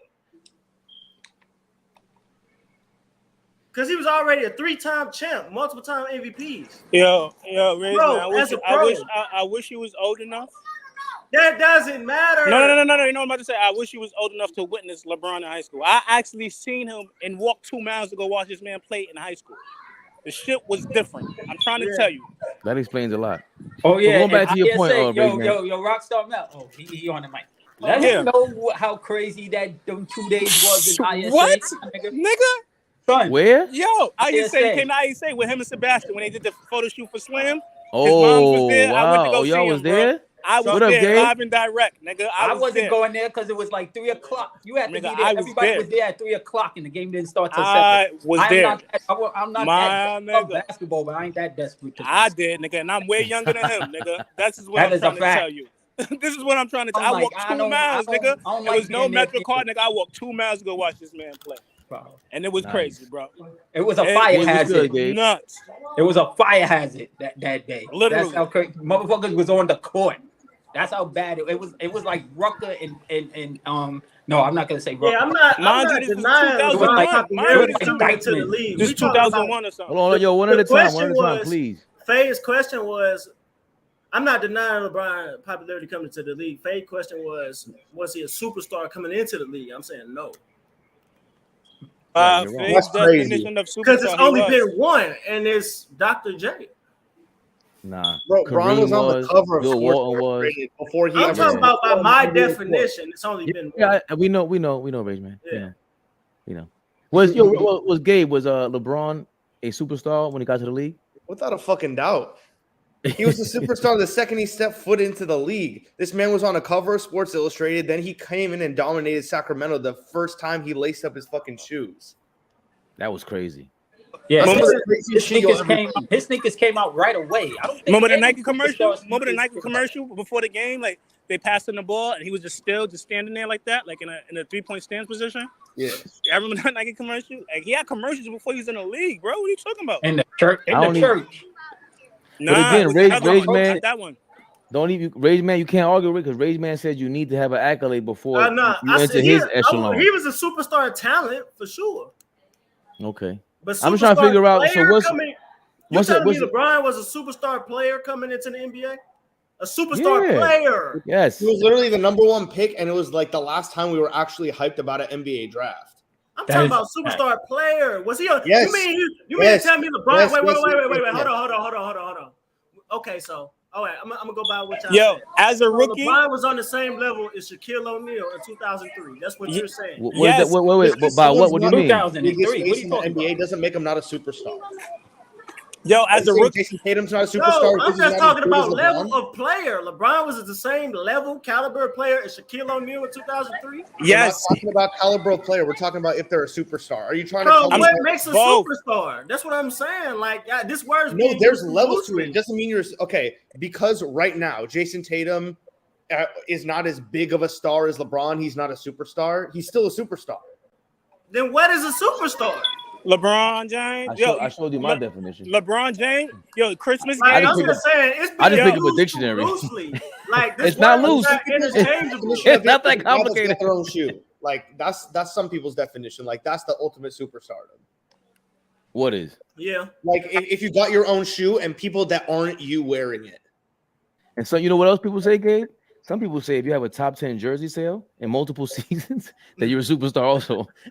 and they tried to say that about Jimmy Butler, that he didn't have it, and they found out Jimmy Butler had 2 of those seasons and got melted live on YouTube just now. There's something important to talk about with Jimmy Butler right now too, about how he's been right about. Yo, can we retire the Jimmy Butler tag? Just retire until you win the championship. Gabe just got on. This is a my bad, Gabe. What's up? About how he been right about every single bum he's talked shit about on his way to Miami, about how he's been right every single time. And people used to always be saying, Jimmy the problem. He called Ben Simmons and Embiid soft. He was right. He called Cat soft. He was right. He said there was problems with Thibodeau's coaching. He's been right. He's been spot on his entire way through the league, and they always want to kick Jimmy out and say he's the problem, but he's always been the solution. Right, I agree with that. He's more of the I agree with the old school type of player. Exactly, and people are no pussy. Nonsense. Right. Now is the more you cater to your players. He's on some night. Nah. That explains why Mel doesn't like him. He's an old school type of dude. That explains it. Nah, you know who he reminds me of? I just don't like his game. You know who he reminds me of, Gabe? A stripped down Michael Jordan. Like he doesn't waste any movement. Yeah, he doesn't have his athleticism. He doesn't have that at that level of talent, that level of skill, that level of talent. But he doesn't waste a move on the court. No. It's really amazing to watch right now. This is crazy. He's getting up there in age, and he still sits in a fucking chair and will take on whoever he wants on defense. Well, he's 33. He's still in his prime. He's still in his prime. And it's still like 34 early. now. Yeah. So he's 33. Also, hold on, but we got to get back to something else. All right, so LeBron and Rage Man, there's no way to convince you that he wasn't a superstar coming to the league. But the thing about LeBron when he was on the Cavaliers was that they gave him a team, and that team was top 5, right? Rage Man, that's what you were saying. Top 10, top 10 defense and offense that year they went to the finals. So and my thing, it was a good matchup. It wasn't like the Spurs just was going to blow them out the water. These was 2 top teams in that conference going against each other. They just happened to get swept. No. The expectation was they were getting spanked. That was the expectation. The sweep was not surprising. Well, maybe by experience, but let's not make it. Yeah, that the experience was the differentiator, not that they were just bums. Well, there was no measure of them winning at all, so that was expected. Gabe, what do you think? Do you think that Cleveland team doesn't get enough credit, the GM and everybody, for not giving LeBron a better supporting cast, and everybody kind of shits on him and saying like, "Yo, that's even better than what AI did." No, that's cap. In 2007 is pure cap. You got to also look at like who LeBron played on his way there, and see like the East wasn't really that much. It's still, I'm not trying to take away from how impressive it was, but bro, he beat the Wizards, who are nothing to like write home about. They're a 7 seed. Okay, he's coming in as a 2 seed. You know what I mean? Like they're supposed to get deep into the playoffs. They ended up in the Eastern Conference Finals. Wait! I gotta stop you on that. The Wizards had 3 All-Stars, bro. What are you talking about? I'm still saying it's a 7 seed. Facts. Had 3 people averaging 20: Jimmy Butler, Antoine Jameson, and Gilbert Arenas. Man, LeBron ain't got that. He just read the stats. Karan Butler. They don't even compare. Karan Butler. Like what? That don't compare, bro. I'm just saying, like we're trying to act like they. Hold on, let him finish. Go ahead. My main point is that, and he also had Varejao. Let's not act like he's a bum either. Like we love to talk shit about how bad the team was. Like we're not acting like this is some all-time roster, but to say that it was absolutely nobody on the team, I don't want to hear that. But you need some sort of depth to get to the finals. LeBron was the driving force, but he wasn't the only player there. Exactly. I think that, and that's not to take away from how amazing of an accomplishment it was. Yeah, I think we do that when we say that, because LeBron he is in the conversation with Jordan for best ever and Kareem. That's the reason why that they were the number 2 seed. That's why he carried that them motherfucker. They were kind of bums. I didn't like when they got Mo Williams and when they got fucking what's your man's name that they traded from Sacramento? Can we all acknowledge? No. The power forward JJ Hickson. Let's not forget they didn't get like they were a bum team, and if you're LeBron, right? And look what everybody says. Look what Rage Man just said. If you don't win a championship, you're not a superstar. Number 1, and number 2, you will never be in the GOAT conversation, right? So can we blame him for leaving Cleveland? No. You can't believe in Cleveland at all, but you can blame him for the way he did it. That's the only thing that people. No, I know. I never blame LeBron James for exercising his free agency rights, but all I did was say it's gonna count against him being an all-time player because this was just nobody had really like done it. Yeah, he broke the fourth wall business-wise and could show players that you don't have to be loyal to a team. That's his greatest contribution. Nothing on the court. That's his greatest contribution to the game, man. My opinion, he's tarnished it over time. I never discredit him for that, but I always just was going to count it to him as a player because no other player did it. I mean, is that really true? I mean, Boston did it before he did it. No, that's not true. Those were veterans and those were trades. We talking about free agency. They still all play No, it's not the same. It's literally not the same. Okay. You know how they say. You want to ask Kareem about how he got to the Lakers? He got traded. Exactly, but it's not like it's just like the terminology that makes the teams look better. No, free agency and trade is literally two teams trading contracts. When you're a free agent, you're not signed to anybody. There's such a thing as like player movement, and the trades were like player enforced. It's not because it was just like a different verbiage than it is now. Not really. Not really. This free agency is not the same as the trades in the 70s. You know how they say that. You know how they say. Okay. You know how they say. You know how they say a young guy got an old soul. Rage Man got a grumpy old soul. He's Oh man. Okay, also, my only problem also with the LeBron thing is like we love to talk, like we always talk about how he brings bums to the finals, but this man has tried to get every coach he's ever worked with fired, and when he leaves, we still find out they're good coaches. Like Mike Brown was his coach on the 07 team. Like David Blatt, he quit. He said he was done. David Blatt never came back to the NBA. He made the finals his first season. No, we think Mike Brown was before Ty Lue and Eric Spoelstra, who are still some of the best coaches in the NBA right now. Like Spo's about to take a fucking play-in team. He's got him in the Eastern Conference Finals, probably making it to the finals with the way they're looking. Spoelstra's in the conversation for me for best coach of all time. I'm sick of this shit now, bro. I've been saying this shit. I agree with you that, Fab. He's at that. Spo top 10 for sure. He might be top 3. Enough is enough with this bullshit. That's a stretch. That's a stretch. Who's in the conversation? In my opinion, top 3 probably like I can't even. I'm not even gonna be disingenuous. Just name them, Rage Man. Would you rather? Would you rather? My have top 2 is Red and Phil. They're my top 2, Red and Phil. Phil's already a thumbs down for me. Go ahead, Gabe. No, I was saying, would you rather have Steve Kerr's coaching career or Spo's? Spo. Spo. Any day of the week. Because Steve Kerr really kind of inherited what Mike Jackson did. Spo, while he did inherit what Pat Riley did, it wasn't necessarily the roster. It was more so a culture. Yeah, because for me, Phil Jackson, Pop, and Pat Riley are all 3 better than. Like, I don't think that's a conversation to start. Like, they're definitely better. I think Phil Jackson's overrated. How? What do you think? What do you think? Wait, how? What do you think? Eric, hold on, because what do you think Eric Spoelstra would do with Michael Jordan and Scottie Pippen? Wait a minute though. You can't. Are we serious? You can't say that though because Phil Jackson was there the whole time. What does that have to do with anything?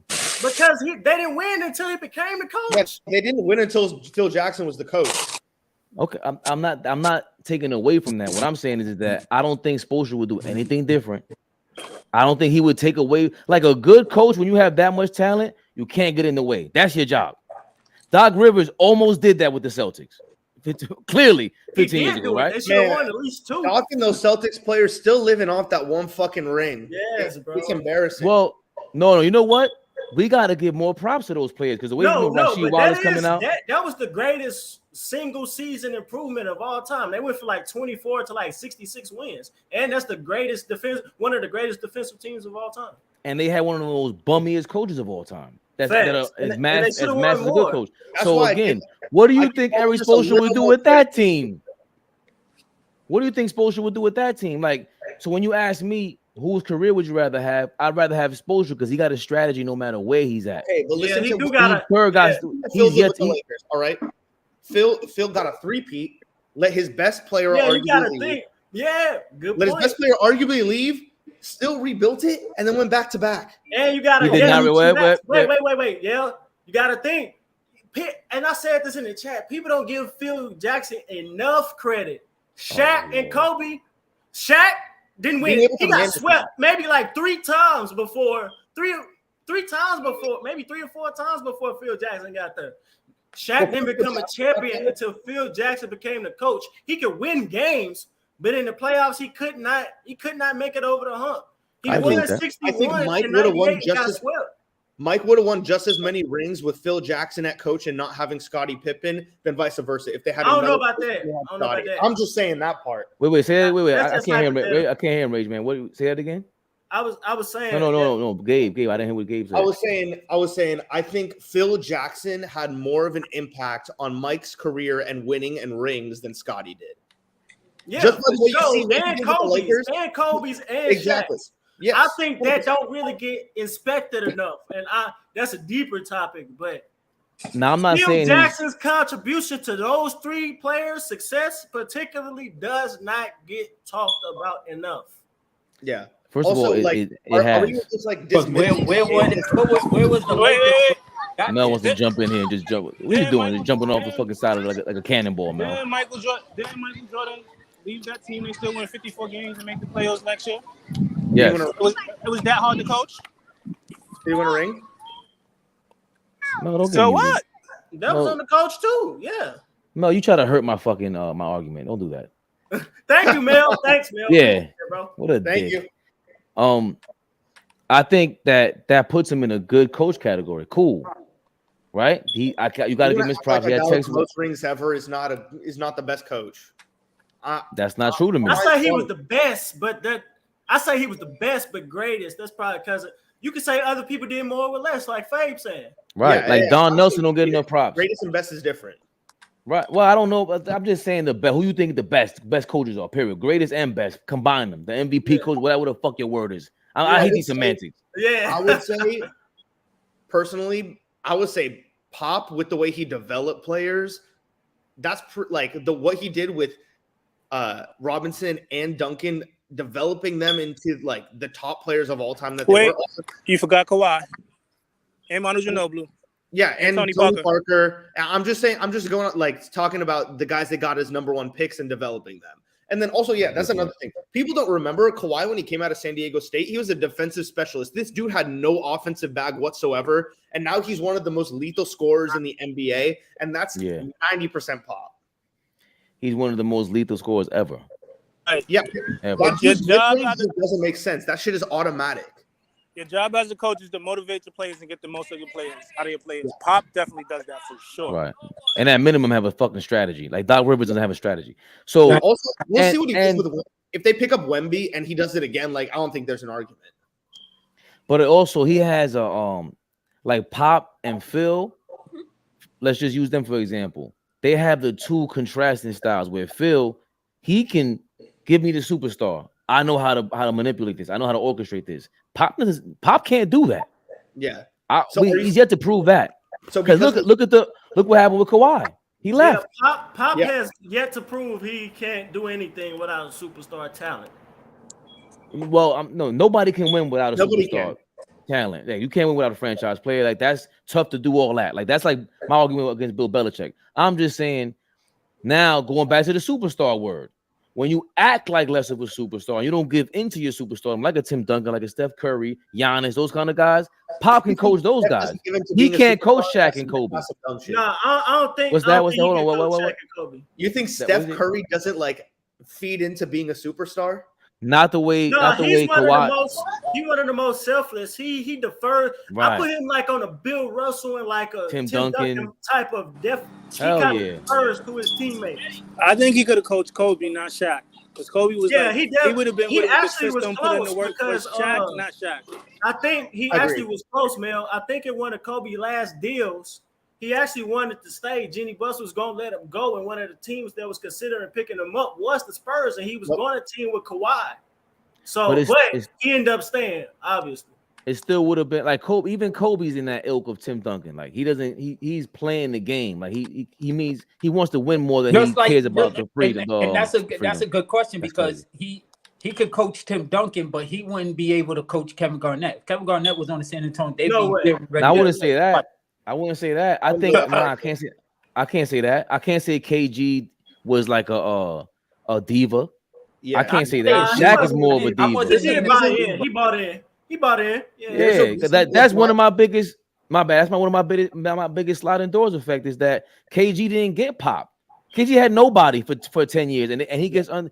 I'm not the biggest Kevin Garnett fan, by the way, but I was a big Kevin Garnett fan. I am. That But I'm saying 2004, that Minnesota team, they had something with Latrell Sprewell, man. Right. that was one season. Yeah, and then he Before got he had screw Sprewell. He had nobody because he took the $130 million contract. What That's we not are true. talking Yo, about? That was the Joe it's Smith. not. The Joe Smith situation messed that up. That it wasn't No, had like, nothing come to do on, with Kevin bro. Garnett. If he didn't want all that money, Marbury would have stayed. And No. fool. I'm talking about after 2004, they were supposed to go further.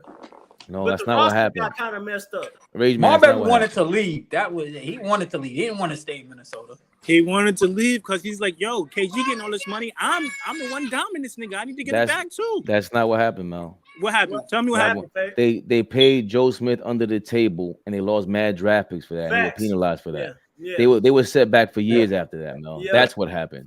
The franchise messed them up. The franchise kept drafting bum ass players. Yeah, that was a few years. He was crying in like 2000. It was not a few years of you being a bum team, and you can't get no first round draft picks, and you ended up trying to do some crazy manipulation tactic for Joe Smith out of all people. Also, that's the crazy shit about what's going on with the Spurs right now is that they have so many first round draft picks coming up. Like they could develop one of the stupidest cores in the NBA, and Pop going to be coaching until he's 112. Pop is Jigsaw. Yeah. What year was that when KG was crying on his interview? Talking about he could go. That wasn't the early years. I don't remember that. After, like I said, bro, he was crying because he took money, bro. What are you talking about? Talking about? That was no 98, 97, bro. That was 2004, years after. What does that have to do? Mel. He couldn't get no help because he took the money. He took a big ass contract. Okay, and when Tim Duncan came to the league, he had who? What team did he go to? He went to the Spurs. And who was his teammates? That's pretty much it. And who was his coach? Who was his general manager? Who was his owner? Dog, this is my point. KG had none of that. That's my whole point. I don't care what happened. He had Terrell Brandon, he had Wally Zerbiak, he had three Marbury. things. You need three things to succeed in the NBA. What are you talking about? He had players over there. Nigga, what are you talking about? Yo, Gabe, you see how people get caught up in like some argument and then pigeonhole themselves. He mentioned Terrell Brandon, Wally Zerbiak. I don't know who else. None of them are David Robinson. Was nice, my dude. Yo, y'all niggas is crazy, bro. Stop talking like these. To succeed in the NBA. The ability to attract or keep a superstar, an elite head coach, and elite management. Those are the only three things you need to win in this league. To win like consistently. Yeah. And they didn't have that. Like the Timberwolves are messed up. Yo, the Timberwolves are still messed up, Mel. Yeah. They are horrible. Yeah. They picked Andrew Wiggins. They best Andrew Wiggins up. Who else they got over there? I think Cat. the best They didn't player develop him outside right. of KG is Cat. Cat softer than Sharman. Shout out Jimmy Butler. No, they get the okay, Mel. What have they done with these players? Do you understand? Minnesota's like they don't talk about Minnesota being garbage. They fucked up garbage D-Lo the last too. 20 years. You didn't messed up D'Lo? D'Lo, he always knows. Yeah, he's kind of like, I don't feel bad for D'Lo. He snitched on your he man. Always know. He did. Always, I'm still saying fuck D'Lo, but like I'm just saying like they didn't do anything. I think that still haunt him, and like I think that kind of still haunt him as a player. I don't know as a fact, but I would think so. Yeah. Wouldn't you? But as a player, D'Lo, he's always streaky. Y'all was talking about it earlier. Is he a starter? I don't. Maybe on a whack team, but on a playoff team, no way. No way he's starting. He's too streaky to not be a good shooter, and he should really pass more. He's a good passer. He should like lower his PPG and start passing more. But well, we got somebody with a Lakers jersey here. What you thinking, Gabe? I'm saying it depends on the matchup if he's the starter. I wouldn't start him this series. He not staying if he ain't starting. So this probably our last season with him. So you got to do that though, because me and Mel's a Laker, LeBron. There's Laker, no way he not finna start over LeBron. He gonna want to start over LeBron. Who? D'Lo, SPG. Oh wait, what? I'm saying in his mind. That's what I'm saying. But he's not. But the point guard's gonna be who? Reeves or Reeves, no. Yeah, even them, he don't want to start over them. D'Lo hasn't started everywhere he went. Maybe. I think so. He don't average like 16 points per game. Maybe. It's not enough to be for a championship. Like, how's that not enough? He's not a superstar player. That's enough for a role player as a starting point guard. What are y'all talking about? I'm saying, what do you want to do? That's what I just said. I said he could start on the team that's not trying to win. That's what I just said. Everything that he said, everything that these young kids say, I noticed too. They added that gasoline to it. They always, what are you talking about? He's trash. Everything's an exaggeration afterwards. Yo, the Lakers is in the conference finals, and he's the starting point guard. What are you talking about? And he didn't play the whole fourth quarter last game, right? Gabe, what is the strategy for the Lakers? For the Lakers tonight. For the Lakers versus the Nuggets tonight. Lakers are going to give Rui some more minutes. They're going to play big because we saw that this three guard lineup just not working. Nah. Hold on. Stop right there. Wait. Hold on, Rage man. Don't interrupt him because you interrupted him. Rockstar said that it was a D, and Rage man, piggyback him. Pause. It was, you thought it was a good idea. He thought it was a decent idea for the Lakers. I didn't say it was a good idea, but I said you have to explore and try things out. We're gonna shut your mic, Mel. Gabe, you think it was a good idea for the Lakers to have a 3-guard lineup going into Denver? Okay, look at the length that Denver presents. Jokic and Gordon, MPJ, just them two alone. MPJ out rebound the fuck out of you if you play 3 guards. There's a reason that we were out but you have LeBron. What? He's not. Yo, I'm Gabe, not this guy's crazy. He's not at all. Yo, Mel's been losing all day. Okay. So, but LeBron, but they have LeBron and AD.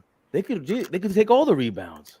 What do you mean? LeBron doesn't box out anymore or play defense? Nah, he got like 10 rebounds last game. 10 rebounds. Yeah, it wasn't enough. Once he started having to box out a guard instead of a small or that's a good point. Yeah. Once he stopped having to box out Aaron Gordon's big ass, he was able to actually start getting some boards and push the ball up court. The way it didn't make sense to me. That was hella funny, bro. And then he was saying like the idea is, and I get it, it makes sense ideally that you grab more rebounds and you can go into transition faster because you got 3 guards in the lineup. Yeah. But if you don't grab the rebound, and they were on fire. To Mel's point, bro, Denver they were was making on fire. shots that didn't make sense. Yeah. The fact that they were doing it made no sense. Yeah. They hit all the shots. The quarter, I was telling all my Laker fans, I was like, yo. Take Bron out, take AD out. I don't want him to get injured. We'll take this up to an L. Denver has not lost at home this entire playoffs. I'd rather be healthy. Try to come up with some new ideas and adjustments in game 2. So this is also another problem I had. It was so obvious that the 3-guard lineup wasn't working and we were going to have to go long and bigger lineups. I thought it was so dumb to do that for a quarter and a half and allow them to have some tape on how to adjust to it. I would rather keep that in your back pocket. Don't use it. Take your L. Go into game 2 with a fresh new strategy and actually come out the gates firing with that. Gabe, my son is sitting here, so I can't use the words that I want to use. That was very soft, though. Yeah. What are you talking about? The Lakers came back. They almost won the game. They did almost. They almost stole the game in Denver. Yeah, that was crazy. They came back, almost won. If you steal that game in Denver, you don't have to win game 2. Yes, of course. Yeah, that was a mistake. I think he was tired, man, and he wasn't thinking. There's no way. He has 5 fouls. The kid Murray had 5 fouls. Yeah. You take him to the fucking rim. And he got stripped by Murray. Yeah. No, he missed the 3. No. He missed and got stripped. Yeah. And then also he missed, and then we were also missing late missed the free throw. That was our game to steal. Yeah, LeBron, he choked, bro. But you still got this game coming up. Not listening to LeBron's not clutch argument either. Anymore. No, but he did choke the game. He missed the free throw. He had a bad game, but like LeBron not clutch. Like I ain't saying he ain't most clutch ever. But LeBron is clutch. LeBron is clutch. Yeah, exactly. That's why I disagree. No, he is clutch. It's just that they make it seem like, oh yeah, he hasn't He hasn't scored a winning basket at the buzzer. That's how they consider clutch, which is dumb. Which is a dumb, dumb knowledge. Which isn't how. That's a whole nother story for later. That's a whole nother story for later. Which isn't how you should rate clutch. To me, is a moment. That's another intangible to me. Like you can't really all that under a minute. Like I remember A-Rod, they used to get A-Rod in baseball. They used to give him these stupid clutch numbers, and I was like, bro, he's not clutch. I've seen him. Like he's not. I don't want him at bat at the end of the game. I don't. Just one moment though. Clutch is like right, the exactly. last 3-4 minutes. That's what I just clutch. I just said that. Clutch could be. If I make 4 shots in the last 2 minutes and miss the last one, you can't say I'm not clutch. Clutch could also be a game, a moment. Just game 6 against Boston Celtics was clutch. It could be a steal. It can be a rebound. It's a moment. It's a feeling. Yeah. There's no way. So for me, I think he's grown into it. He wasn't always that way, but I won't hear exactly. No, exactly. That's my thing with Mel. I think you can learn that. It is a skill. Being poised, you can learn that. He was meditating on the sidelines. We forget LeBron was still drinking out of a baby bottle when he came into the league. Okay, like this dude was a kid. Like you got to grow into that. And I mean, Kobe, one of the greatest players of all time, one of the most clutch players of all time. He airballed in Utah when he was young. People and everybody thought he was gonna thought that was gonna be his downfall, and he ain't gonna be nothing. That was gonna be the narrative. Of course, that was gonna be the narrative. Oh, you see, this is why you don't draft a high school kid. He missed 4 air balls and da da da da. Like it was one of the stupidest narrative I've ever heard. But that's a whole nother topic for later. Go ahead. What up, Zach? What up? It's good. What up? So I think you can learn being poised and being skilled in crunch time, because especially when you gain the mid range, you start gaining confidence in yourself within the perimeter, which where he was not, especially against Dallas when they totally strategized against that. They forced him to get the ball. Best defensive job in NBA Finals history. Yo, that's crazy. So Fab, who's learned that? LeBron. That's been in him. I feel like he has learned it, but I feel like you kind of. I think it's in all of us. Both. It's a little bit. No, it's not in everybody. No, it's not in everybody. Only a few people. That's what I'm saying. That's why you can't teach. You can't teach because it's not in everybody, bro. It's not. It has to be. No, it's not. It's not. No, it's not. Explain why. Like some people just have an ability to even have it like you need. Some people are just naturally, they got it from day one. Some people you can sense they got it in them, but they've never really had the right coaching or leadership to show them how to do it. And then some people, you could give them every nudge and push you want, and they just won't have it. Go ahead, Zach. I mean, I was just talking with my friend my senior year when we had the conference championship on the road. One of our starters talking about my stomach hurt. I don't feel well. I was like, well, coach, he probably need to stay here then. Like, he don't need to go. He don't feel well. So that tells me, that confirmed what I already knew. I mean, I knew it before that, but I'm just giving you an example. Everybody don't have that in them. Yeah, like look at Joel Embiid right now, whining about other people not doing their job when he put up a fucking dud in Game 7. He actually took accountability. That tweet was bullshit. He actually said it starts with me first, and then they edited it to make him look like a fool. Perfect example is James Harden. Yeah, okay. James Harden is tripping. James Harden never been clutch a day in his life. But I think with Harden, I think part of it is in him. I mean, it's not in him, but I also think his off the court decisions of who he chooses to be and what type of player he wants to be, because they don't make that finals in OKC without him.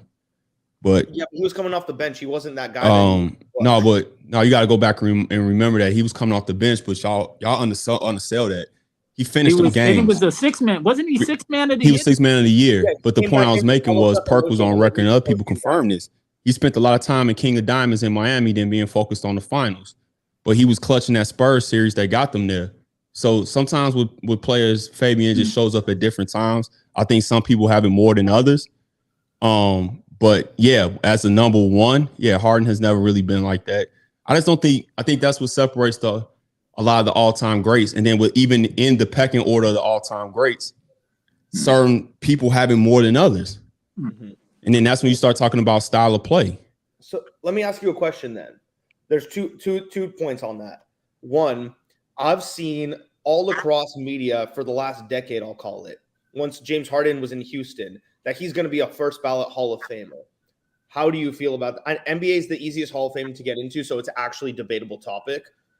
So it's not that easy. It's not that easy, but I'm saying like compared to other leagues. Yeah, because baseball don't get out their own way. They kind of anal. So, but I get your overall point. Baseball's too much. Baseball, I feel like NFL's the best one. Baseball's too much. NBA's too lenient. NFL falls. Yeah, I can respect that. Yeah, I agree with that. I don't have a problem with it personally because the individual accomplishments are too much. I think at some point you can debate the career and the team accomplishments, but the individual accomplishments are too much. He more than likely will be a first ballot Hall of Famer because of the type of numbers and whether people like the style or agree or, you know, how much you may value winning. He's going to be one of the, I don't know, I don't want to put a number on it, but he's going to be one of the best shooting guards. You know, it is what it is. Yeah, let's just call it top handful. Who cares what the number is? Yeah, top 10 to 12, somewhere in there, just off the top of my head. Yeah. I think there's no way he's not a Hall of Famer. Yeah, I mean that. No, we're just saying first ballot or not. He's first ballot. He's probably first ballot. Yeah. He's not. I mean, I don't. Yo, Gabe, I'm sorry. Full disclosure, I almost stopped watching basketball because of James Harden. I mean, I don't blame you with the flopping and the everything, bro. It was tough to watch. The second point is we were talking about. I mean, this is just present day relevant. Talking about off the court antics, ruining players' careers. What should the NBA do with Ja? Suspend him for a year because they gave him a slap on the wrist. And I just dropped a podcast on it, giving my whole perspective to everything, the media, everything. What people are conflating, and maybe it's the law enforcement in me. I was talking to my wife about this case earlier. Like, people get caught up in what's legal and what's not legal and all this other kind of stuff. At the end of the day, he has an employer. Right. And we forget that because they make so much money. And it's in the guidelines. It's pretty clear where they are about guns. They're not anti-guns. It's just as simple as following the law.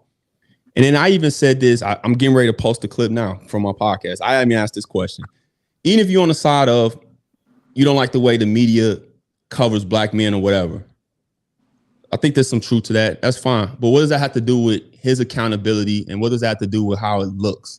All of that. Like, I just think he needs a year. And I think personally, this is me personally, my opinion, from experience, what I've seen with a lot of young men who are not Ja Morant, when they feel like they can get away with something. And I don't even think it's a conscious thought, right? If you're a type of person that's just constantly doing questionable things, whatever that is in your life, but nobody's ever punishing you on it or nothing's ever happening, a lot of people are going to keep doing it. We got this pie in the sky thinking nowadays, and a lot of it's not reality. I think the first time they had a conversation with him, he said all the right things and he was supposed to be in treatment. And then you literally come out and do the exact same thing. And they were billing you as one of the best superstars. Like, Nike don't just give people shoes. Like, they have a whole research team. They look at the numbers. What does this look like 5 years? Like, they're one of the more thorough brands. That's why they're so specific. They gave you a shoe. Yeah. So I don't know how he doesn't survive. At least I think he should get a year. I wouldn't be surprised if it's half the season though.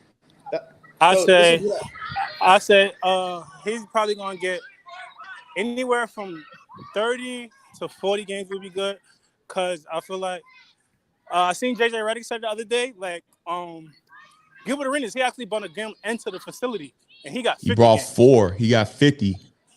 And he got 50, right? But in having a gun is not breaking the law. So he already got 8. He already got 8, but he hasn't broken it. It's just because he's a public figure. He's not supposed to do it. Ain't nobody get harmed. He ain't break no laws. So you can't give him a whole season, bro. So how much? So you think? So you think he deserves a 40 or 50? Yeah, maybe like half a season, 40, anywhere from 20 to 40, because he already got 8, and 20 to 40, 41, around there. So why is that? Oh, he dropped out. Go ahead, Gabe, my bad. Yeah. So I was gonna say, I mean, like, fucking, I'm looking in the mirror right now. Like, I'm white. This is coming from a privileged perspective, but I just wanted to see how you guys felt about this analysis on it. So I don't know how it feels to be a black man in society dealing with these kind of stereotypes, obviously. But from my perspective, I totally agree that he's an employee of the NBA, and they clearly, similar to the NFL, similar to the MLB, have all these contractual obligations about the way they carry themselves when they're not on the court. So he's breaking his contract just from the start. I think that the suspension should be around half a season without pay, because this isn't a first-time offense. They kind of gave him an opportunity to just take a slap on the wrist, know that it's not okay, and then he disrespected him right to their face. Because he's already had the first gun incident, then he tried to fight a 17-year-old, then he allegedly. I'm just saying, like, we don't know all, like, there's also. No, I'm just protecting Allball's platform. That's all. Yeah. Right. Yeah, it's not a shot at you. Just protecting the platform. You gotta say allegedly. Okay, so allegedly with the 17-year-old, there also might be some things that the NBA and Memphis knows that isn't privy to the public that we don't even know. Mm-hmm. There was the thing where he allegedly got physical with a security guard at the mall with his mom in Memphis. Mm-hmm. Then they also have the gun video now that came out. He's multiple times. It's a defamation of character clause, I believe, something in the NBA along those lines. Mm-hmm. And it's also not just for job that we should be doing this. It is for the future of the NBA and the stars that come up. Okay, they need to take the consequences that come with this very seriously, because it's going to show the future stars of the NBA that this behavior is not acceptable. With whatever punishment they give to Ja, unfortunately for him, even though there hasn't been any like genuine, real, confirmed violence from it, they're going to use him as the poster for this is not acceptable behavior. So that's part of the consequence. And second is that it's going to set the example for kids at home that this is not the type of behavior we want from our NBA players and stars and role models. So it's more like broadly encompassing than just Ja.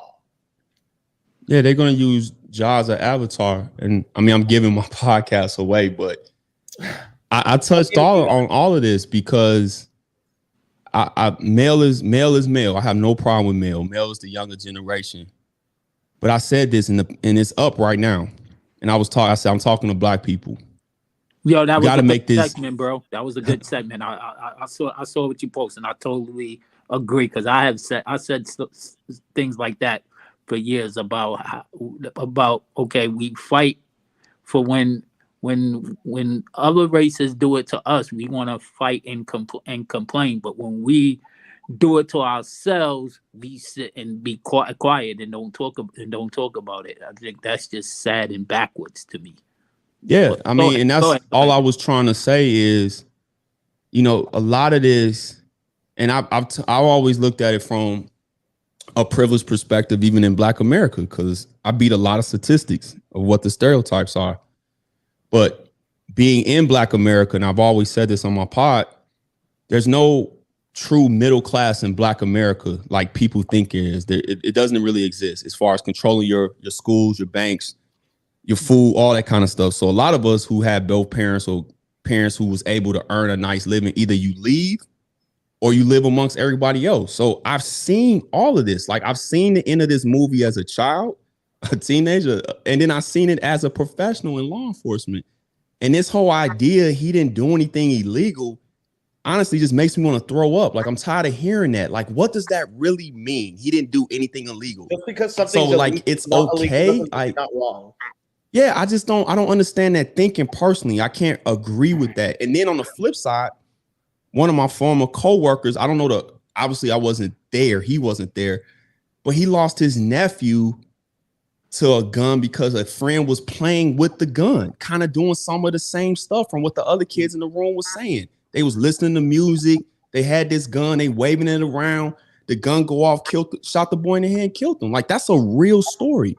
Yeah. Not to mention adults. Like, so this whole idea from this standpoint, he didn't hurt nobody or, he didn't shoot. Like, what are we talking about? Because there's stories of when that happens. It's just exactly and it comes from a place of love. I don't even know Ja, but I truly not only just love people, but I love men, Black men, and those that look like me and share my image, who I know can do great things. And when you're out here just doing things that don't make sense, I don't think it's cool to sit back and act like, well, we all make mistakes and don't say this and don't say that. And JJ Redick, I'm trying to figure out if that was the WWE JJ Redick, because I've told these guys on this platform what the average fan don't realize. They pick topics and seniority decides who gets to argue what side. So sometimes people on that show have to argue a side. They don't even believe in what they're saying, but it's drama. So I'm trying to figure out if that was the case with JJ Redick's take, or he really thinks that, because what he was saying is like, you could easily say like, bro, you don't come from this culture, bro. You might've been around players and black guys. Like, nah, that statement's like, you don't come from this culture. Like, you don't understand that there's an old saying that when mainly white folks get the flu, black people get cancer. So like anything that happens, it's a different trickle down effect because you're the minority. You could put any other minority group in. When you're in the minority, if something happens, it's usually going to be even worse down at the bottom. So this whole idea of image matters. My bad, Zach. I want Turbo to follow up. Go ahead. No. What did JJ Redick say to make you say this? Because to respond this way, because I don't know what he's. I felt the same way from a clip that he said. I'm just like, oh, this is him trying to like charade or like he's shucking and jiving to the players, in my opinion, going for head coaching job and everything. Yeah, because I went back and watched it in context because I don't watch the show. I didn't see So what I only get the clips on Twitter, but I went back and watched it to get whole context, and it was like he was trying to placate to the players a little bit, and I was just like, nah, bro, this ain't really it. And again, maybe because of my past life experiences, I just see it a little bit different than anybody because I know how this story ends a lot of the times, and it's not a good ending. It's not a happy ending. It's with how strict the NBA takes this. And people are gonna. Like I saw, it was on Speak with Joy Taylor and Shady were mainly talking about it, and they were saying like, I like them. I like Shady and I like Joy. Like any suspension would be going too hard on Jaw or something along those lines because he didn't do anything illegal. But in my eyes, it's like, do you want to be on the side of being too soft and waiting to see when the real mistake happens, or do you want to be on the side of being a little more diligent and strict and making sure that this never happens again? Like, do we want to look back in 10 years and if we see like some terrible thing happen to Jaw or one of his friends, say like, oh, I wish we would have known. I wish we would have done something. Like, we don't want to have the wish we conversation. Turbo. Totally agree. And you know, there's a word that I always use and I always post it, and I just use it as just from just life in general. I said we lost our life the fundamentals of life skills. Period. That's how I look at it. It's I agree. And I call it the fundamentals of life skills because we have lost the fundamentals of life skills. And it ain't just us. There's other races that play a part in it too. But that's a whole nother topic for later. But that's just all I wanted to say. That's a word that I always use. We lost our fundamentals of life skills. Period. So there's a couple things with that, right? The first thing is because Gabe started off, he said he's white, and to me, me personally, Gabe, just to be straight up, I don't give a fuck what color you are as long as you got something good to say. I don't care who the messenger is. I always say, you know, if you're gonna kill a messenger, keep the message at least. Like, you know. Yeah, I agree with that. So totally, and I feel like we're all people, regardless of what color we are. But I don't know. Like we're like-minded in terms of approaching information. I think all of us here, it seems like. So I think, but for me, my background, I'm Dominican, so my background is different. I know about this. This is complicated in terms of race. That race talk is different.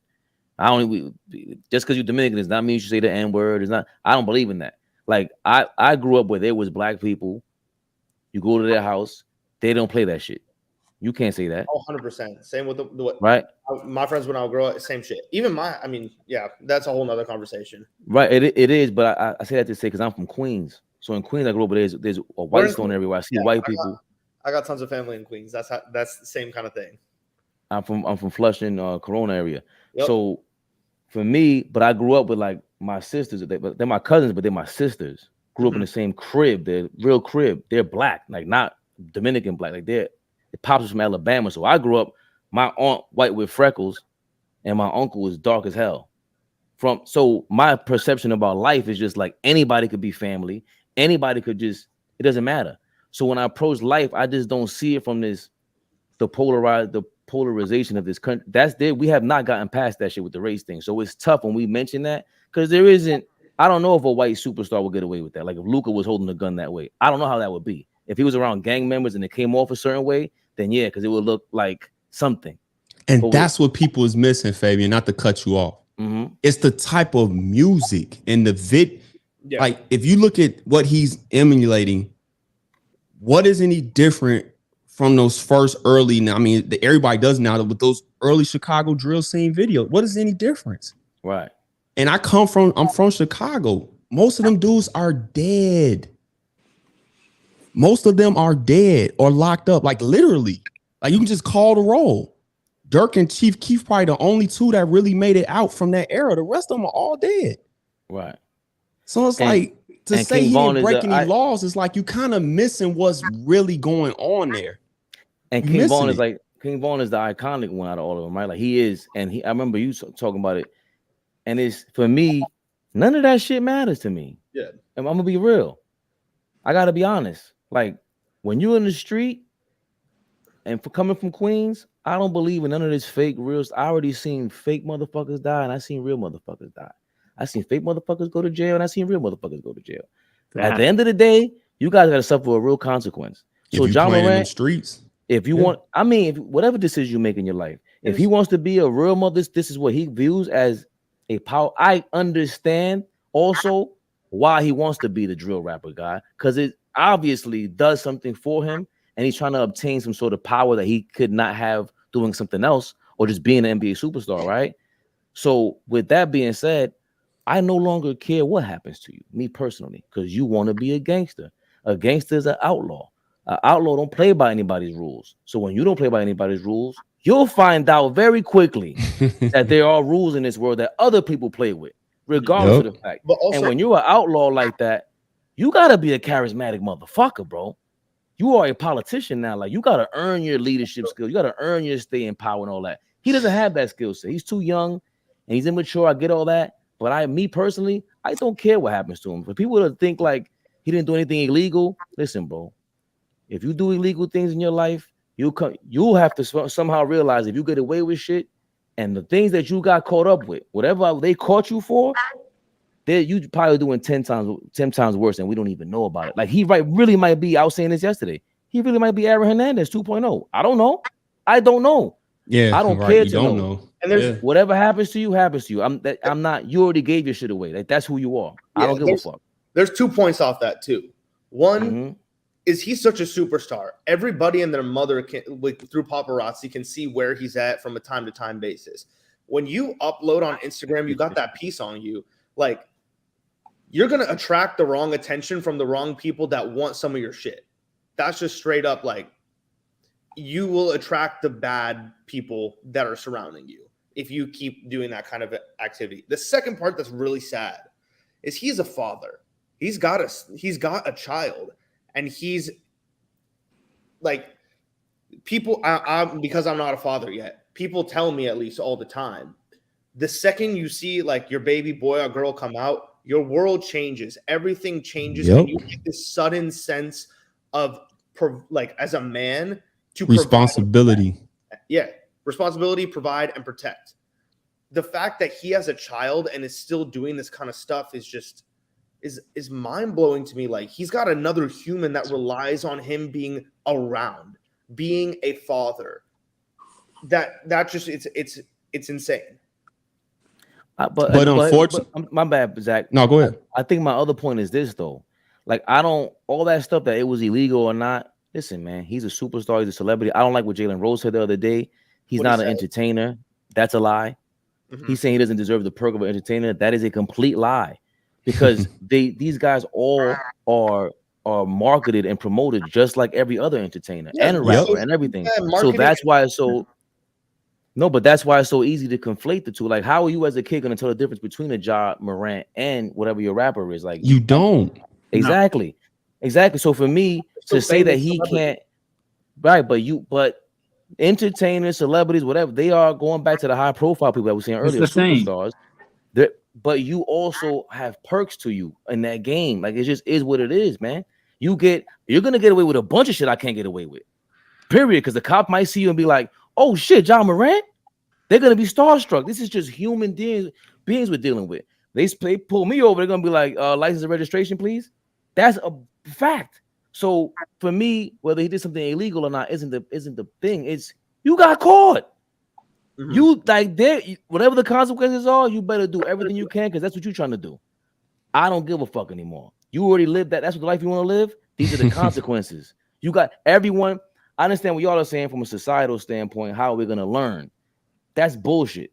He's not gonna be the first or last celebrity that gets away with some shit like this. I just don't see that. I think that's when we get beside ourselves and like they brought up the gun laws and this, that, and the third. I'm like, But what? see, that's why to me, I'm able, and I think you are too, Fabian, because we talked before. I just met this gentleman right here in Turbo, but we were able to have conversations on many different levels.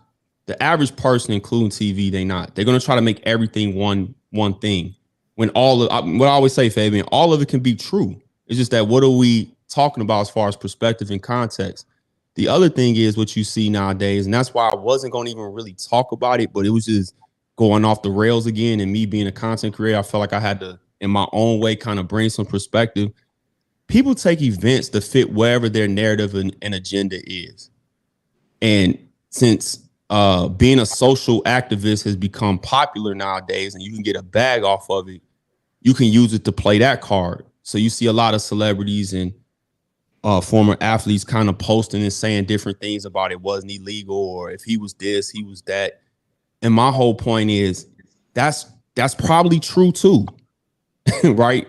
But the point is, if we say that it is a system, and my degree's in history, I've studied this relentlessly. I'm gonna say it's a system, but the system is what it is. So you have to understand what the rules of engagement are, and either you're gonna fight to change it, or you're gonna learn what the rules of engagement are, so you can maneuver through the system and don't have anything really happen to you. Like that's what we should be doing. But when you sit up there saying things like it doesn't do this and do this, like, okay, yeah, that's true. And I agree with you, Fabian. Big picture, I really don't care because he's going to have to figure it out, and I kind of addressed that as well, too. But at the same time, it's like, dude, I don't think the reactions that I've been hearing is helping the situation either. No. And it's been each year I get older and we keep moving in this 2020s. I'm always amazed every day or every week or even once a month, sometimes if it's not every week, every day, and how far we just move away from just simple things. Like, I'm sorry. I did that. My bad. Can I help you? Thank you. You're welcome. Just all of this kind of stuff falls underneath the same umbrella to me. It's just amazing to me. And I watched this go eat the few days after it broke, and it turned into that. And it was just like, yeah, but so I don't know, man. I don't know. I must have missed most of the talk because I did hop on to talk a little basketball. I know y'all was gonna get deep on me. No, it's Zach, too late. That's what you do. Gabe, what you thinking, Gabe? You could wrap that up.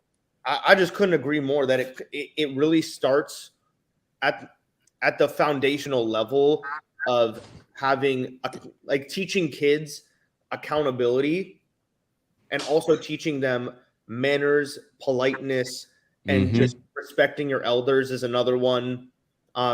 Just the foundations of being a good, respectable human growing up is where it all starts.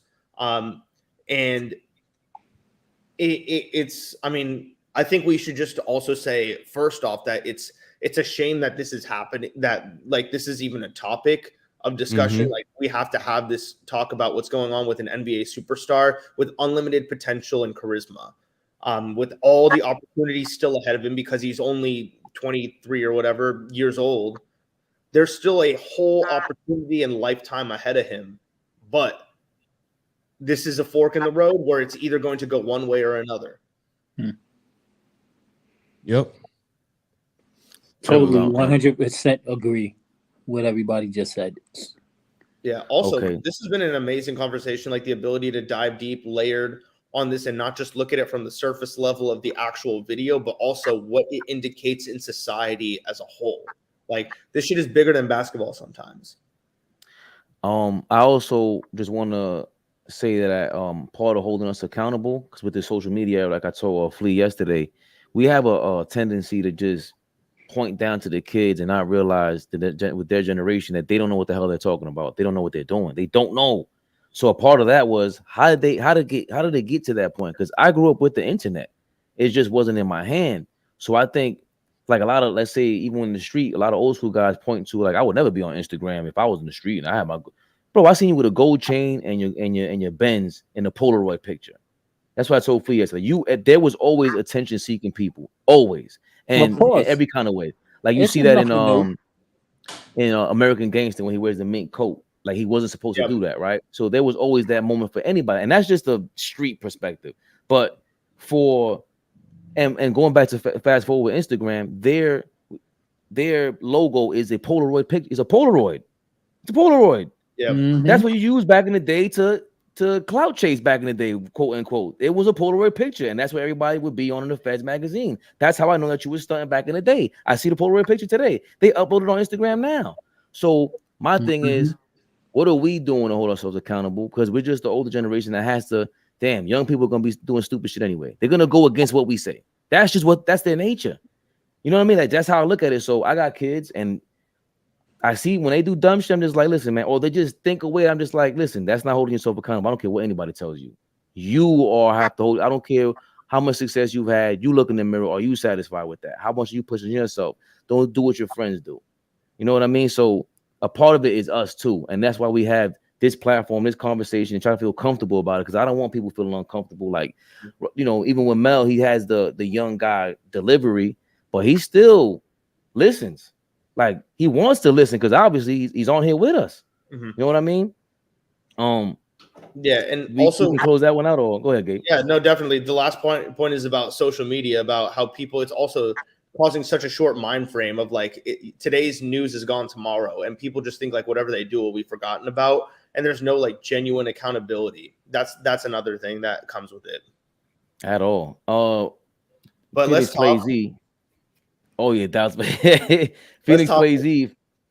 Ben Taylor did a whole damn segment yesterday on AD being a roamer and mentioned PJ Tucker on Joker. Yes, he did. He also mentioned Robert Williams on Embiid, and then he went to your point. I was hyped when I saw it, Play Z, because I said, "Yo, Play Z was talking about that."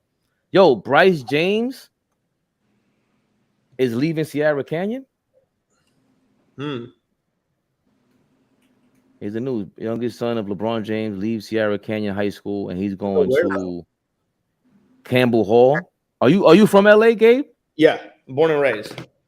So what is Campbell Hall? Is that I don't know none of this they're stuff. both private schools in the Valley. He's not going anywhere far. Okay. Is there any reason why he would do this? It's probably just another one of these team ups where like all these guys that are top recruits all want to go to the same high school. They leave one, they go to the next. It's you know nothing new. So he's not going to USC this year? No, that's his brother. It's the younger brother. Oh, okay. Who apparently has the best jumper of all of them. I forgot the younger brother. Okay, yeah. My bad. I'm like, okay. No, my bad, Turbo. I did a horrible job of transitioning. 19 miles away. It's not like he's going across the country. Yeah. So LeBron James has posted videos in recent years that have shown him working with Bronny and Bryce. Campbell Hall, Studio City, California, is about 19 miles from Sierra Canyon. Costs about $50,000 per year in tuition. See, that to me already tells me for LeBron to take his money out of Sierra Canyon and then put it into Campbell Hall, that's a big deal on a political scale. No, it's not. You think this dude wipes his ass with 50 grand?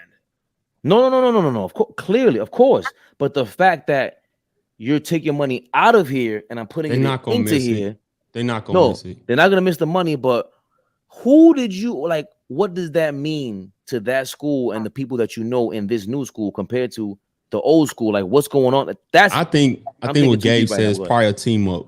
I used to remember I worked for the same kind of school here, Chicago Lab School, same type of school. Them schools have so much pedigree and tradition. Like, I get what you're saying, but it really doesn't really mean anything. If anything, the people who's at the school are probably happy because they don't have to deal with all the extra attention and all that. They got plenty of millionaires and probably billionaires, daughters and sons going to these schools. So if anything, they probably happy that they're gone. So they don't have to deal with all the extra stuff. for some context on the two schools. Okay, Sierra Canyon is where the Kardashians all went to high school. Okay, they're already a celebrity. Like the Kardashians went to Calabasas and Sierra Canyon. Like those are the two two of the celebrity high schools. They're not worried about anything like that. Because it was also that Scottie Pippen's son was at Sierra Canyon. Like it just made sense for them financially also to be at Sierra Canyon. So it's just like Z said, just like a team up thing probably. Campbell Hall is another really elite private school. Like I know the fucking Real Housewives of Beverly Hills, like that's where their kids go. Like it's another one of those types of schools. It's not really, it's just another celebrity private school in LA. And exactly what you just said, Bryce will play next season with other notable sons, including Richard Hamilton II, the son of former NBA star Richard Hamilton, and Baron Bellamy, who was Bill Bellamy, the comedian's son. There you go. There you have it. Campbell Hall had his brightest days when the NBA's Holiday brothers, Aaron, Drew, and Justin all played there. I think that's what who is it? Pasha, man. What are you talking about? I don't know. Aaron Holiday went there. Oh, right. So Aaron, all three brothers went there apparently. Pasha, man. Thanks for tuning in. Yeah, it's in. And also in LA, especially like Southern California, for all sports, this team up thing is, I mean, look at in football mainly, it's St. John Bosco and Mater Dei. Everybody ships their kids there to go play football. Like it doesn't matter. Like everybody teams up to go play there, and they want to win national championships. Like this is nothing new for any Southern California school. I said I'd bleed for you. I meant it. You got a commercial open. So yeah. Oh wow. Oh, great. That's crazy. My bad. That was crazy. Yeah. Came out of nowhere. Yeah. Any I think we're gonna go on live tonight during the game. We've been getting some hours watched for that. What do you any expectations tonight? Zach and Gabe and Turbo, because I think you guys before my phone, I didn't even realize my phone was this low. I got 3%, so let me hurry up. Oh, shit. Lakers better hope D-Lo shows up. They need 2 games from him if they have any shot at winning this series. I thought the Rudy adjustment was solid. I was more impressed with his offense in the first half. He kept the Lakers in the game until Austin Reeves decided to join in the fourth quarter. And I'm curious to see what adjustment they're going to do when Darvin Ham pulls that back out of his back pocket, because Denver on the fly got a lot of good shots. They just didn't make any. Jokic, I think, was 0 for 3 with 1 turnover on the pass to Aaron Gordon. So I'm curious to see how that works, and I'm curious to see how much Darvin Ham uses it to keep AD spry and fresh so he can continue to score on the other end as well. So that's what I'm watching for. Mainly what's Denver's adjustment. And is D-Lo going to give us a game 2? Because they need game 2 and probably game 4 from him, because he can't give you consecutive games. That's just not who he is. So it has to be 2 or 4. Mm-hmm. That's what I'm looking for. Yeah, I'm looking for more of a defensive effort from Anthony Davis this game, along with with having a bigger lineup, hopefully starting tonight. He'll have less of the individual burden of taking on Jokic. He'll be able to roam a little more on defense and give us more versatile play there. Also, offensively, I need him to keep, like, the Lakers only go as far as AD. So that's really what it comes down to at the end of the day. Seeing how Darvin Ham adjusts on a game-to-game basis. He's showed us in the playoffs throughout. He's been great on a game-to-game basis, really making solid adjustments, and that's the reason that they're in the position they are now. So, role players doing their thing. Anthony Davis, great game. Success for Lakers dub. Turbo. I see the Lakers even up this series. I think this is I think the X factor is definitely D Russell. He definitely has to give them something, because if Jamal Murray and them go off again like that, Lakers can be in trouble. But I still think it's going to be a 7-game series, though, regardless. Murray is one of the most underrated guards in the entire NBA, and I'm always tired of the disrespect he gets. I agree. He was on his way. If he didn't get injured, he would have been he definitely would have been cracking the top 5, top 10 point. He probably would have cracked himself in the top 5, top 10 point guard. Yeah, that dude is stupidly good. I think he doesn't get enough flowers. Yeah, what he did in the bubble was amazing. Go ahead. Can I say I'm tired of you guys being tired of disrespect? It just happens, all right? What is he, a top 10, top 15 maybe? Point guard in the league, top 10 guard in the league, Gabe? Top 8? Top point guard. That's tough. Top 8 guard? I really just think like not many people can compete with his bag and effort. Like it's really impressive. Because I mean, as a Laker fan, like we've seen him in head-to-head matchups and series very consistently. This dude is one of the most talented guards we play every single year. Probably like he gives us more fits than almost any player. Can we name these guards real quick or no? I gotta think about it. I just got maybe it's like top 8 guards that we've played in the playoffs. Like over the past 5 years, at least. That changes everything. So let's go Trae Young. Who's better? Yeah, let me look it up. Let me go through my list. You want to look it up first? I just want to make sure. Trae Young, John Morant. Fox. No. Are you asking me who I'd rather have? Yeah, just who would the I would rather top have 8? Jamal than John Morant right now. Are you kidding me? Just talent wise though. Before No, I'm not even. I take it all into account. But so if they say John Morant shows up but gets traded to Denver for Murray, we're not excited because of clearly his personal life, but we're not excited about that. No. So you have Murray better than John Morant. Yep. Hilarious. De'Aaron Fox? Nah, De'Aaron Fox better. So is SGA. Yes. I was going there next. SGA is my guy. SGA is my guy. Bro, SGA is tough. I'd rather have Jamal Murray than Harden right now. Jamal Murray than Harden. Okay. How about I'd rather have him than Chris Paul. I'd rather have him than Drew Holiday. I'd rather have him than Kyrie right now. Okay, I got you with that. How about damn it. Just lost it. Devin Booker? I count him as more of a 2 though. But that's what I meant. I said guard. You said point guard. I'm saying yeah, you're right. I'm just thinking point guards. I'd rather have D-Book all day. Yeah. D-Book and Joker would be insane. D-Book and Joker would be crazy. Also, I'm about to go to my barber, and fun fact, me and Devin Booker got the same barber. I'm about to go there literally right after this. This dude was in the shop, like at the barber's house or whatever a couple weeks ago, and he said like Book was different this playoff. Like his mentality, like this dude was having no small talk. This dude was just like locked in.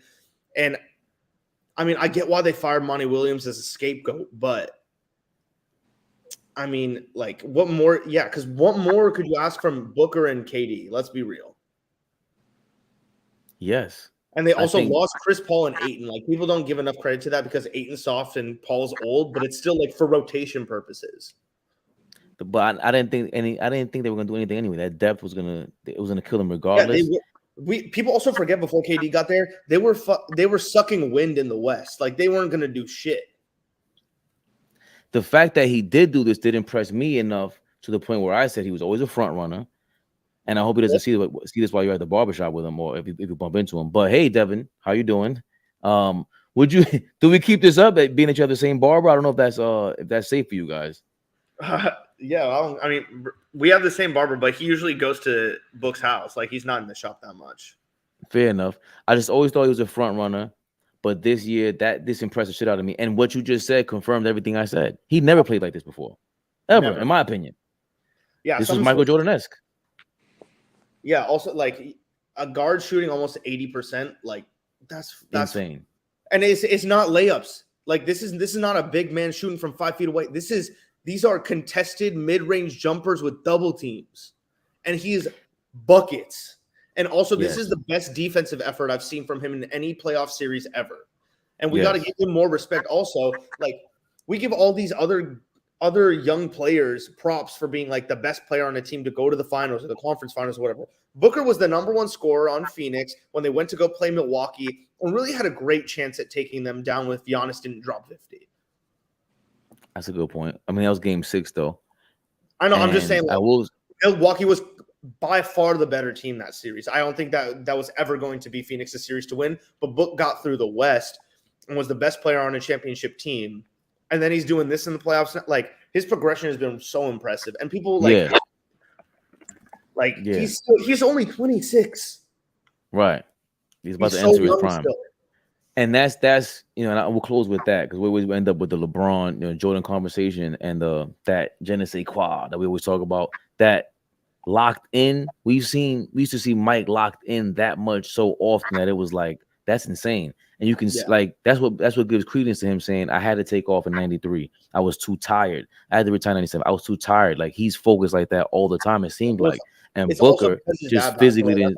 Another conversation. No, but again, it adds to the fatigue. So with Booker, it's like it looks like he's not built to do that for 7 games. Mike was. LeBron is. Yeah, that's why it's disappointing when he doesn't do it. Those conversations ever. That what? No. But I mean, that's how superhuman it was. And like for him to do that, I'm like, yo, I gotta give you your props. I was talking too much shit about you. You've earned my salute. I'm not gonna slander you until next season, Devin Booker. You're gonna give him a good 12 months, and then when next playoffs come around, if he doesn't do shit, then he's getting that slander right back. Yes, I want to see if you front run again. Yeah, Gabe, yeah. Go ahead. No, go ahead. I was just gonna say, like, players that are gonna be getting every bit of slander from me next season include Luka Doncic. I think we let him off too easy. Giannis is gonna be getting slander. We let him off too easy. I don't know if you're seeing a pattern. Embiid got off too easy. I don't know if you're still seeing the pattern. What's the pattern I'm talking about? It. The Euros, man. Yep. We don't Euros, shit talk man. like we do American players.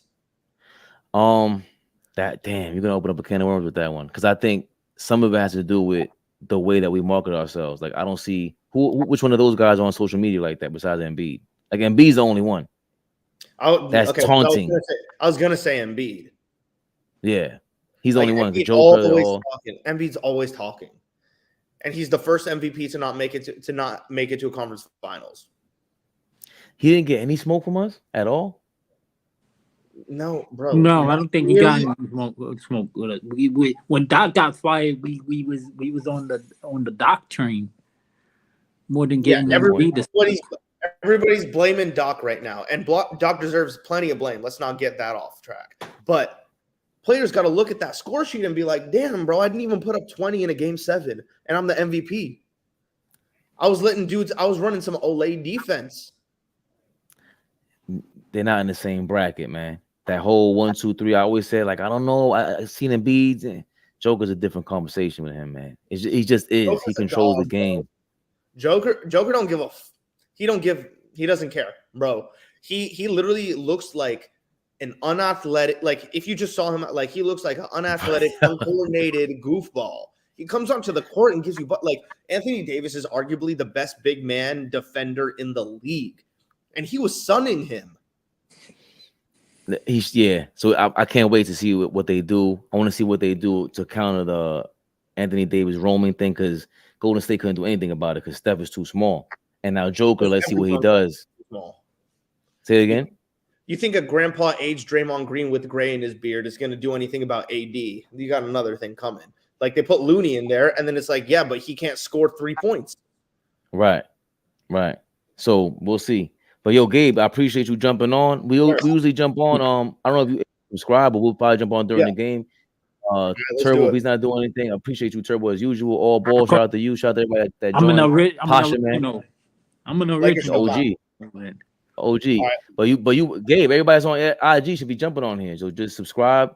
I might add you into the group chat. Sometimes we get into some crazy ass arguments in the group chat. Oh my gosh. I be so tired of looking at my damn phone. I'm like, I need to get the heck out of this. This is this too. I gotta bounce. All right. Yo, Gabe, appreciate it. Turbo. Yeah, shout out. That was Gabe's debut. That was his debut because he's always on the chat. So it was good to see him. Listen, man, we getting shit popping. I'm telling you, that was the plan. That was the plan. We just getting started. You sound like my man. Yeah, we just getting started. Hey, we got to be patient, man. We can't rush success. Can't rush success. Just can't. And that's always been my motto. I always use this word. The people who are desperate are the ones who are going to fail, but the people who are patient are the ones that's going to succeed. That's always been a model that I always use. So, So maybe desperation plus patience equals urgency. Yeah, if you want to put it in that way, yeah. Turbo, I'm gonna hop back in later. Yes, sir. Yeah, in a minute. All right, big dog. All right.